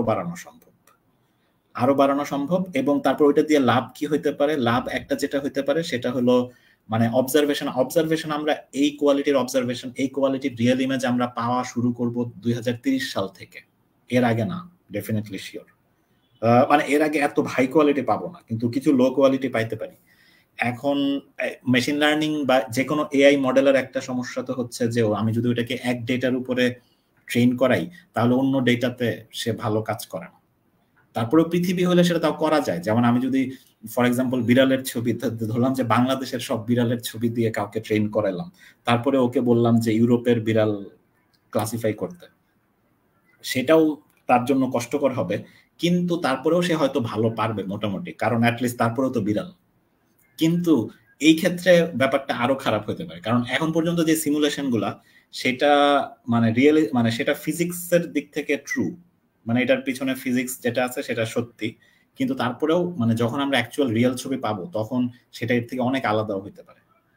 কিন্তু তারপরে আমি মনে করি যে অনেকে হয়তো এইদিকে কাজ করবে, আমি নিজেও হয়তো, আচ্ছা সেটা প্রশ্নটা ভালো ছিল, সুতরাং আমি নিজেও হয়তো দেখার চেষ্টা করব যে এই কাজে এখন পর্যন্ত মানুষ যে কাজটা করতেছে সেটা হচ্ছে জেনারেটিভ এআই দিয়ে ডেটা জেনারেট করতেছে না, কিন্তু এই 21 সেন্টিমিটার ফাস্টের মতো সফটওয়্যার দিয়ে জেনারেটেড ডেটা ইউজ করে অন্যান্য কাজ মেশিন লার্নিং দিয়ে করতেছে। যেমন হচ্ছে ফর এক্সাম্পল একটা বড় প্রশ্ন থাকে যে ডেটার, অনেকে বলতে পারে যে আমার এত ছবি তুলে লাভ কি, জাস্ট কি আমি টাইম ল্যাপস ম্যাপ বানাবো দেখতে সুন্দর লাগবে এরকম, সেটা একটা বড় কারণ। অবশ্যই অ্যাস্ট্রোনমারদের ক্ষেত্রে অনেক সময় বলতে হয় যে অ্যাস্ট্রোনমাররা, যেমন আমি পার্সোনালি ফিজিক্সের কোনো থিওরি আবিষ্কার করার চেয়ে জাস্ট দেখতেই মজা লাগে অনেক বেশি, সেটা আমার ক্ষেত্রে সত্যি। এবং ম্যাক্সিমাম অ্যাস্ট্রোনমাররা আসলে বসে থাকে না যে ওকে আইনস্টাইনের সত্য ভুল, আইনস্টাইনের থিওরি ভুল নাকি ঠিক সেটা প্রমাণ হলে ভালো, বাট আই ডোন্ট কেয়ার, ওইটা আইনস্টাইন চিন্তা করুক। কিন্তু অ্যাস্ট্রোনমাররা আসলেই বেশি মজা পায় জাস্ট ছবি তুলতে, এর ফটোগ্রাফারের মতো। এখন ফটোগ্রাফারকে যদি জিজ্ঞাসা করা হয় তুমি আজকের দিনে 10,000 ছবি তুলছো, এত কি দরকার ছিল, ব্যাপারটা অনেকটা ওরকম। ফটোগ্রাফার বলবে জানি না, মানে জাস্ট ইচ্ছা হচ্ছে করছি, ওরকম একটা ব্যাপার। অ্যাস্ট্রোনমাররা অনেকটা ওরকমই। তাহলে কিন্তু তারপরেও ওই মেশিন লার্নিং দিয়ে যেটা করা যায় সেটা হচ্ছে অনেক ডেটা ইউজ করে তারপরে আমি হাইপোথিসিস টেস্টিং এর কাজটা মেশিন লার্নিং এ করা যায়, যে ওকে আমার কোন থিওরিকে বেশি সঠিক মনে হচ্ছে বেসড অন দিস ডেটা, এগুলো মেশিন লার্নিং দিয়ে করা হচ্ছে আমি যতদূর জানি। কিন্তু জেনারেটিভ এআইটা ভালো প্রশ্ন, এটা আমি নিজেও দেখবো। আচ্ছা, আশা করি প্রশ্নের উত্তর হয়েছে। আশা করি হচ্ছে সাদিয়া তাসনিম মিম আপনার উত্তরটা পেয়েছেন। এর পরের প্রশ্ন হচ্ছে গিয়ে আমরা আয়মান হিসাম প্রশ্ন করেছেন, গ্র্যাভিটেশনাল ওয়েভ নিয়ে কি নতুন তথ্য বা পর্যবেক্ষণ পাওয়া যাচ্ছে যা মহাবিশ্বের গঠন বোঝাতে সাহায্য করে? হ্যাঁ, গ্র্যাভিটেশনাল ওয়েভ আবিষ্কার হয়েছে বোধহয় প্রায় 1 দশক হয়ে যাচ্ছে, এবং 1 দশক না, আমি মনে নাই এক্স্যাক্টলি, কিন্তু এই 10-এর কাছাকাছি বা একটু কম হবে। এবং হ্যাঁ, গ্র্যাভিটেশনাল ওয়েভ নিয়ে এখন পুরো রেভলিউশন শুরু হয়ে গেছে। মানে গত 10 বছরেই প্রচুর কাজ হয়েছে, নতুন টেলিস্কোপ হচ্ছে, অনেকের অনেক ধরনের প্ল্যান আছে। হয়তো এখনো মানে সার্চ করলে দেখা যাবে যে 10-15টা ডিফারেন্ট টেলিস্কোপের প্রপোজাল রেডি করতেছে মানুষ, কারণ অ্যাস্ট্রোনমারদের মেইন কাজ থাকে নতুন নতুন টেলিস্কোপের প্রপোজাল রেডি করা, যেগুলোর সেন্সিটিভিটি রেজলিউশন আগের চেয়ে ভালো। অবশ্যই গ্র্যাভিটেশনাল ওয়েভের ক্ষেত্রে আমরা ওটাকে টেলিস্কোপ বলি না টেকনিক্যালি, কারণ আমরা এখন টেলিস্কোপের সংজ্ঞা হচ্ছে যা ইলেকট্রোম্যাগনেটিক ওয়েভ ডিটেক্ট করে, সো এটা তো গ্র্যাভিটেশনাল না। কিন্তু গ্র্যাভিটেশনাল ওয়েভকে সেক্ষেত্রে আমরা জাস্ট ডিটেক্টর বলি, টেলিস্কোপ না বলে, ফাইন। কিন্তু টেলিস্কোপের মধ্যেও কিন্তু ডিটেক্টর থাকে। টেলিস্কোপের মধ্যে আমরা সেই জিনিসটাকে ডিটেক্টর বলি যেটা হচ্ছে ফোটনকে ইলেকট্রনে কনভার্ট করে। কিন্তু ডিটেক্টরের ক্ষেত্রে, এই গ্র্যাভিটেশনাল ওয়েভের ক্ষেত্রে আমাদের ডিটেক্টর জাস্ট ডিটেক্টর বলি। তো এই ধরনের ডিটেক্টর অনেক বানানো হচ্ছে, যেটা অবশ্যই যেটা দিয়ে, যেমন সম্প্রতি বোধহয় গত বছরই এমনকি অনেক লো ফ্রিকোয়েন্সি গ্র্যাভিটেশনাল ওয়েভ আবিষ্কার হয়েছে, অনেক ধরনের কাজ হচ্ছে। কিন্তু গ্র্যাভিটেশনাল ওয়েভ নিয়ে আমি স্পেসিফিক্যালি যদি ইউনিভার্সের কথায় আসি বা আমার আজকের টকের প্রসঙ্গে, তাহলেও অনেক রেলেভেন্ট। কারণ হচ্ছে ওই যে একটু আগে একজন প্রশ্ন করছিল যে আমরা 3 লাখ বছরের আগের কিছু দেখতে পারি না কেন, যেটার কারণ হচ্ছে, হ্যাঁ, আনফরচুনেটলি যদি আমি শুধুমাত্র ছবির উপরে নির্ভর করি ইলেকট্রোম্যাগনেটিক ওয়েভ, তাহলে জীবনেও দেখতে পারবো না প্রথম 3 লাখ বছর কি ছিল। কিন্তু গ্র্যাভিটেশনাল ওয়েভ দিয়ে কিন্তু দেখা সম্ভব, কারণ গ্র্যাভিটির তো কোনো সমস্যা নেই, ওই আমার ওইখানে প্লাজমাই থাকুক, বাতাস যা ইচ্ছা থাকুক, ডাজন্ট ম্যাটার। সুতরাং গ্র্যাভিটেশনাল ওয়েভ টেকনোলজি যদি অনেক উন্নত হয়, এটাও অনেক উন্নত হতে হবে, বর্তমান টেকনোলজি দিয়ে সম্ভব না। আরো অনেক অ্যাডভান্স ডিটেক্টর হইলে, যেটা হয়তো আমি জানি না, এটা নিয়েও পেপার লেখা হচ্ছে, অনেকে নিশ্চয়ই প্ল্যান করতেছে যে আমি যদি প্রথম 3 লাখ বছরের গ্র্যাভিটেশনাল ওয়েভ আবিষ্কার করতে চাই, তাহলে আমার কতটা সেন্সিটিভ গ্র্যাভিটেশনাল ওয়েভ ডিটেক্টর লাগবে সেটা নিয়েও কাজ চলতেছে। সুতরাং সেটা হইলে আমরা হচ্ছে মহাবিশ্বের গঠন সম্পর্কিত অনেক কিছু ডিরেক্টলি গ্র্যাভিটেশনাল ওয়েভ থেকে জানতে পারবো। এমনকি ওইটাও প্রশ্ন হবে, মানে ইলেকট্রোম্যাগনেটিক ওয়েভের ক্ষেত্রেও যেরকম আমাদের টার্গেট সবসময় থাকে আরো ভালো টেলিস্কোপ বানানো, যাতে আরো দূরের জিনিস দেখা যায়, আরো দূরের লাইট দেখা যায়। গ্র্যাভিটেশনাল ওয়েভের ক্ষেত্রেও একই ব্যাপার থাকবে, এমন টেলিস্কোপ বানানো, এমন ডিটেক্টর বানানো যাতে আরো দূরের গ্র্যাভিটেশনাল ওয়েভ দেখা যায়। এবং গ্র্যাভিটেশনাল ওয়েভ এই ক্ষেত্রে আরো ইউজফুল হবে, কারণ হলো যে বললাম এখানে আমাদের 3 লাখ বছরের এই বাউন্ডারি নাই কোনো, আমি চাইলে বিগ ব্যাং পর্যন্ত দেখতে পারি গ্র্যাভিটেশনাল ওয়েভ ইউজ করে, ইন প্রিন্সিপাল অবশ্যই। আচ্ছা, ওকে স্যার, অনেক ধন্যবাদ। আমরা কমেন্ট থেকে আমাদের লাস্ট প্রশ্নটা আজকে নিব। সেটা হচ্ছে তন্ময় ভৌমিক প্রশ্ন করেছেন, what role does cosmic hydrogen play in understanding the baryon acoustic oscillations and how do astronomers use the 21 centimeter hydrogen signal to study these oscillations? আচ্ছা, এটাও খুবই ভালো প্রশ্ন। ইনফ্যাক্ট এই প্রশ্নটা আমার পিএইচডি আর পোস্টডকের বাউন্ডারির সাথে কানেক্টেড হয়ে যাচ্ছে। এবং আমি আসলে বাংলাদেশে এখন যেটা করার চেষ্টা করতেছি সেটা হলো, কারণ মানুষ জীবনে মানে যারা অ্যাকচুয়াল রিসার্চ করতে যায় জেনারেল সায়েন্স, ফর এক্সাম্পল আমি একজন অর্ডিনারি সায়েন্টিস্ট, মানে সায়েন্টিস্টদের মধ্যে যাদেরকে আমজনতা বলা হয়, মানে হচ্ছে 99%, খুব ভালো সায়েন্টিস্ট হচ্ছে জাস্ট 1%। এখন হচ্ছে যারা আমজনতা, ওদের জন্য নতুন কিছু শেখা সম্ভব না। আমি যেটা করি, যেমন আমি মাস্টার্স, পিএইচডি আর পোস্টডকে যা কিছু করছি এই 3টা পর্যায়ে, যে 3টা রিসার্চ করছি ওই 3টা আসলে মোটামুটি ইন্ডিপেন্ডেন্ট ছিল, একটার সাথে আরেকটার ওরকম রিলেশন নেই। যে কারণে আমি নিজেকে ঠিক রেডিও অ্যাস্ট্রোনমারও বলতে চাই না, কারণ রেডিওতে আমার মোর ফোকাস ছিল পিএইচডিতে, কিন্তু আমার মাস্টার্সে এবং পোস্টডকে আবার এক্সরেতে অনেক ফোকাস ছিল, আর অপটিক্যাল ডেটা সবসময় ইউজ করতে হয়েছে। সুতরাং এই সিনার্জি সবসময় করতে হয়। কেউ যদি খুব বেশি ফোকাস হয়ে যায় কোনো একটাতে, যেমন রেডিওতে বা এক্সরেতে, তখন হয় না। এখন এই স্পেসিফিক প্রশ্নটা পোস্টডকের সাথে রিলেটেড ছিল, কারণ আমি একটু আগে যে এসকে দেখালাম স্কোয়ার কিলোমিটার অ্যারের এই যে 2টা পার্ট, একটা হচ্ছে লো ফ্রিকোয়েন্সি ডান পাশেরটা, আর একটা high frequency. So high frequency পার্টে এখানে যে টেলিস্কোপ গুলো দেখানো হচ্ছে, এটা আসলে হচ্ছে সাউথ আফ্রিকার মিয়ারক্যাট টেলিস্কোপ, যেটা অ্যাকচুয়াল এসকে না, মানে এসকে এর এটা হচ্ছে প্রিকারসর। এই প্রিকারসর দিয়ে এক্স্যাক্টলি ব্যারিয়নিক অ্যাকোস্টিক, আচ্ছা এটার এক্স্যাক্টলি যারা এটা সম্পর্কে জানেন না তাদের এখন ব্যাখ্যা করা সম্ভব না, কিন্তু ব্যারিয়নিক অ্যাকোস্টিক অসিলেশন নিয়েও কাজ করার জন্য এই হায়ার ফ্রিকোয়েন্সি টেলিস্কোপ গুলো কাজে লাগবে। এই ক্ষেত্রে যেটা করা যেতে পারে সেটা হচ্ছে, এইটা হয়তো আমরা এই ডার্ক এজেস এর যুগ থেকে সম্ভব না, বিও যে ব্যারিয়নিক অসিলেশন, এটা করতে হবে আরো রিসেন্ট সময় থেকে। আর রিসেন্ট সময় থেকে করা মানে কিন্তু হচ্ছে, আমি বললাম যে যদি হাইড্রোজেন এই সময় থেকে আসে তাহলে ওটার ওয়েভলেন্থ হচ্ছে 30 মিটার, আর যদি এই সময় থেকে আসে তাহলে সেটার ওয়েভলেন্থ আমাদের কাছে হবে হচ্ছে 2 মিটারের মতো।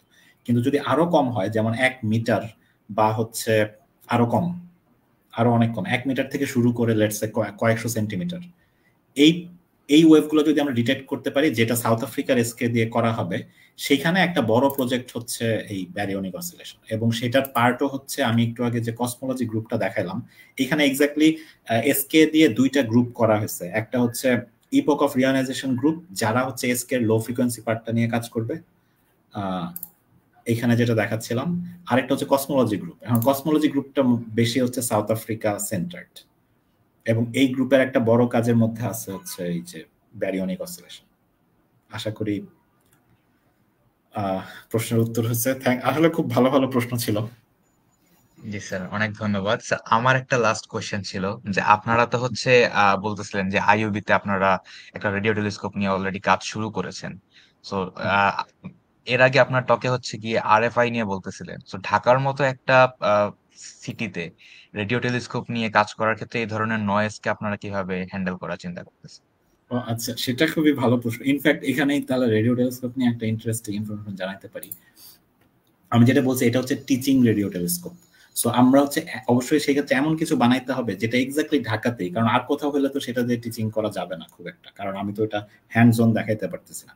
এখন ইন্টারেস্টিং হচ্ছে, আমি যদি টিচিং টেলিস্কোপে হয় যেখানে রেডিও অ্যাস্ট্রোনমির টেকনিক শেখানো হবে, সেখানে কিন্তু আমার ডেটা নিয়ে আই ডোন্ট কেয়ার, কারণ এমনিতেও এরকম ছোট টেলিস্কোপ আমি বান্দরবনেই বসাই বা যেখানেই বসাই, বাংলাদেশের কোথাওই সুটেবল না, প্রথম কথা। কারণ বাংলাদেশ হচ্ছে খুবই ডেন্স। বাংলাদেশে বসানো কোনো রেডিও টেলিস্কোপ দিয়ে আদৌ কোনোদিনই কিছু করা সম্ভব কিনা, সম্ভব হয়তো হচ্ছে একদম যেখানে আরএফআই থাকে না সেই সব ফ্রিকোয়েন্সিতে করা সম্ভব, না হলে সম্ভব না। কারণ বাংলাদেশে এমন কোনো জায়গায় নাই যেখানে রেডিও সিগন্যাল থাকবে না। কারণ যেমন সাউথ আফ্রিকা বা অস্ট্রেলিয়াতে বাংলাদেশের চেয়ে 3 গুণ বড় জায়গা আছে যেখানে কোনো মানুষ নেই, মানে জায়গাটার সাইজই হচ্ছে বাংলাদেশের 3 গুণ, ঠিক না? আর সাউথ আফ্রিকার সাইজ বাংলাদেশের 10 গুণ, আর সেইখানে ওদের মরুভূমির সাইজটাই হচ্ছে বাংলাদেশের দ্বিগুণ। তো ওইরকম একটা জায়গায় টেলিস্কোপ বসানো হচ্ছে।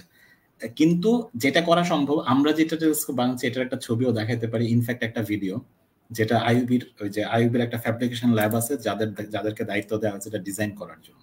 সো এটা হচ্ছে টেলিস্কোপটা দেখতে এরকম হবে। এটা দেখতে সুন্দর করেও বানানো হয়েছে, কারণ হচ্ছে এটার একটা আউটরিচ পারপাসও আছে। সো এই টেলিস্কোপের ডিজাইনটা কিন্তু করা হয়েছে এক্স্যাক্টলি স্কোয়ার কিলোমিটার অ্যারের ডিজাইন, মানে অস্ট্রেলিয়াতে যে স্কোয়ার কিলোমিটার অ্যারেটা হবে সেটা দেখতে হুবহু এরকম হবে, কিন্তু ওইটার সাইজ হবে হচ্ছে কয়েকশো কিলোমিটার, আর আমাদের এটার সাইজ হচ্ছে মাত্র 6 মিটার। সেটা চিন্তা করতে হবে। এটা হচ্ছে ডায়ামিটার হচ্ছে এক সাইড থেকে আরেক সাইড মাত্র 6 মিটার ডায়ামিটার, আর এসকে এর ডায়ামিটার হবে হচ্ছে লেটস সে 600 কিলোমিটার এরকম। সো এটাই হচ্ছে ডিফারেন্স, বাট টেকনোলজি তো সেম। এটা হচ্ছে একটা মিনিয়েচার ভার্সন। এইখানেও কিন্তু এই প্রতিটা স্পাইরাল আর্মের মধ্যে 5টা করে অ্যান্টেনা থাকবে, তাহলে টোটাল 5টা আর্ম মিলা 25টা অ্যান্টেনা। এই অ্যান্টেনাগুলো সব কেবল দিয়ে কানেক্টেড হয়ে এই মাঝখানের যে সার্কেলটা, এটার ভিতরে হচ্ছে ইলেকট্রনিক্স থাকবে, যেটাকে বলে মাদারবোর্ড। এখানে মাদারশিপ না, ওই যে স্পেসে করলে এটাকে বলা হতো মাদারশিপ, কিন্তু আমাদের জন্য এটা জাস্ট একটা মাদারবোর্ড।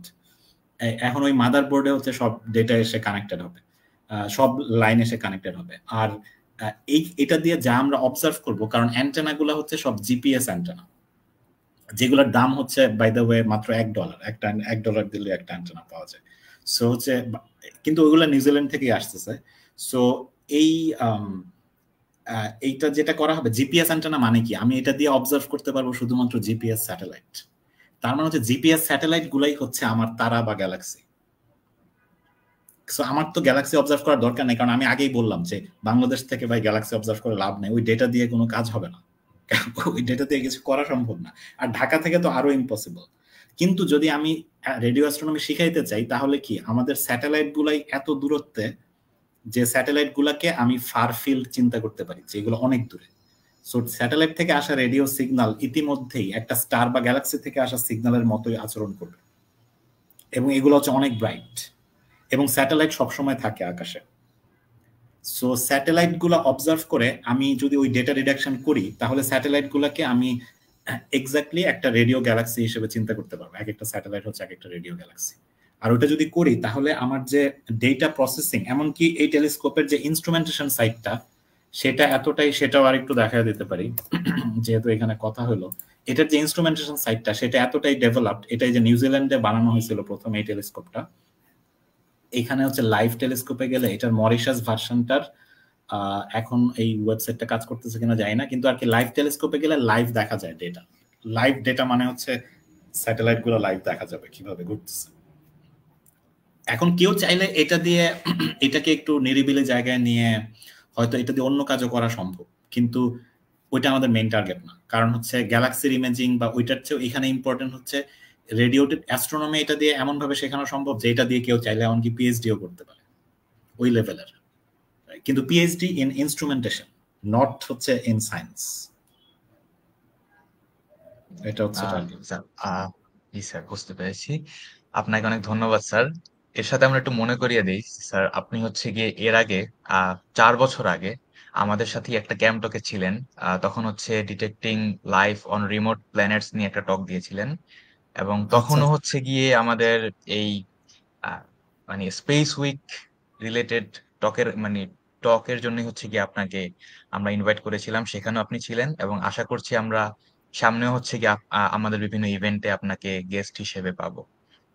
হ্যাঁ হ্যাঁ, তো আচ্ছা, মাঝখানে বোধহয় তোমরা আমাকে কয়েকবার ইমেল করছিলা, কিন্তু আমি ওইগুলোর রিপ্লাই দিতে দেই নাই বলা হয়। আচ্ছা, যাই হোক, কিন্তু হ্যাঁ, ভবিষ্যতে আশা করি আরো রেগুলার হবে। অবশ্যই একটা ভিডিও দেখা দিচ্ছি যে টেলিস্কোপটা দেখতে কিরকম হবে।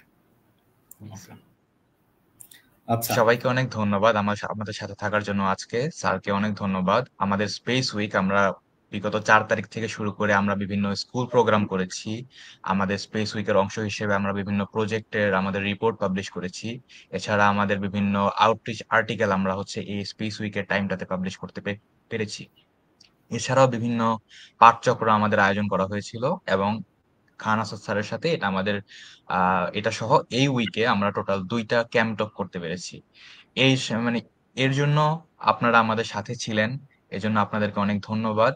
আশা করি নেক্সট স্পেস উইক যখন আমরা আবার পালন করব, তখন আপনাদেরকে আমাদের সাথে পাবো। খান আসাদ স্যার সহ আরো যারা আছেন তাদের সবাইকে ধন্যবাদ আমাদের সাথে থাকার জন্য, সাহায্য করার জন্য এবং বাংলাদেশে অ্যাস্ট্রোনমিকে সবার মাঝে পপুলারাইজ এবং আউটরিচ এর জন্য সাহায্য করার জন্য। তো সবাইকে আ ধন্যবাদ জানিয়ে এবং ভবিষ্যতের জন্য শুভকামনা জানিয়ে আজকে আমাদের প্রোগ্রাম এখানেই শেষ করছি। সবাই ভালো থাকবেন। থ্যাংক ইউ ধন্যবাদ। থ্যাংক ইউ সবাইকে।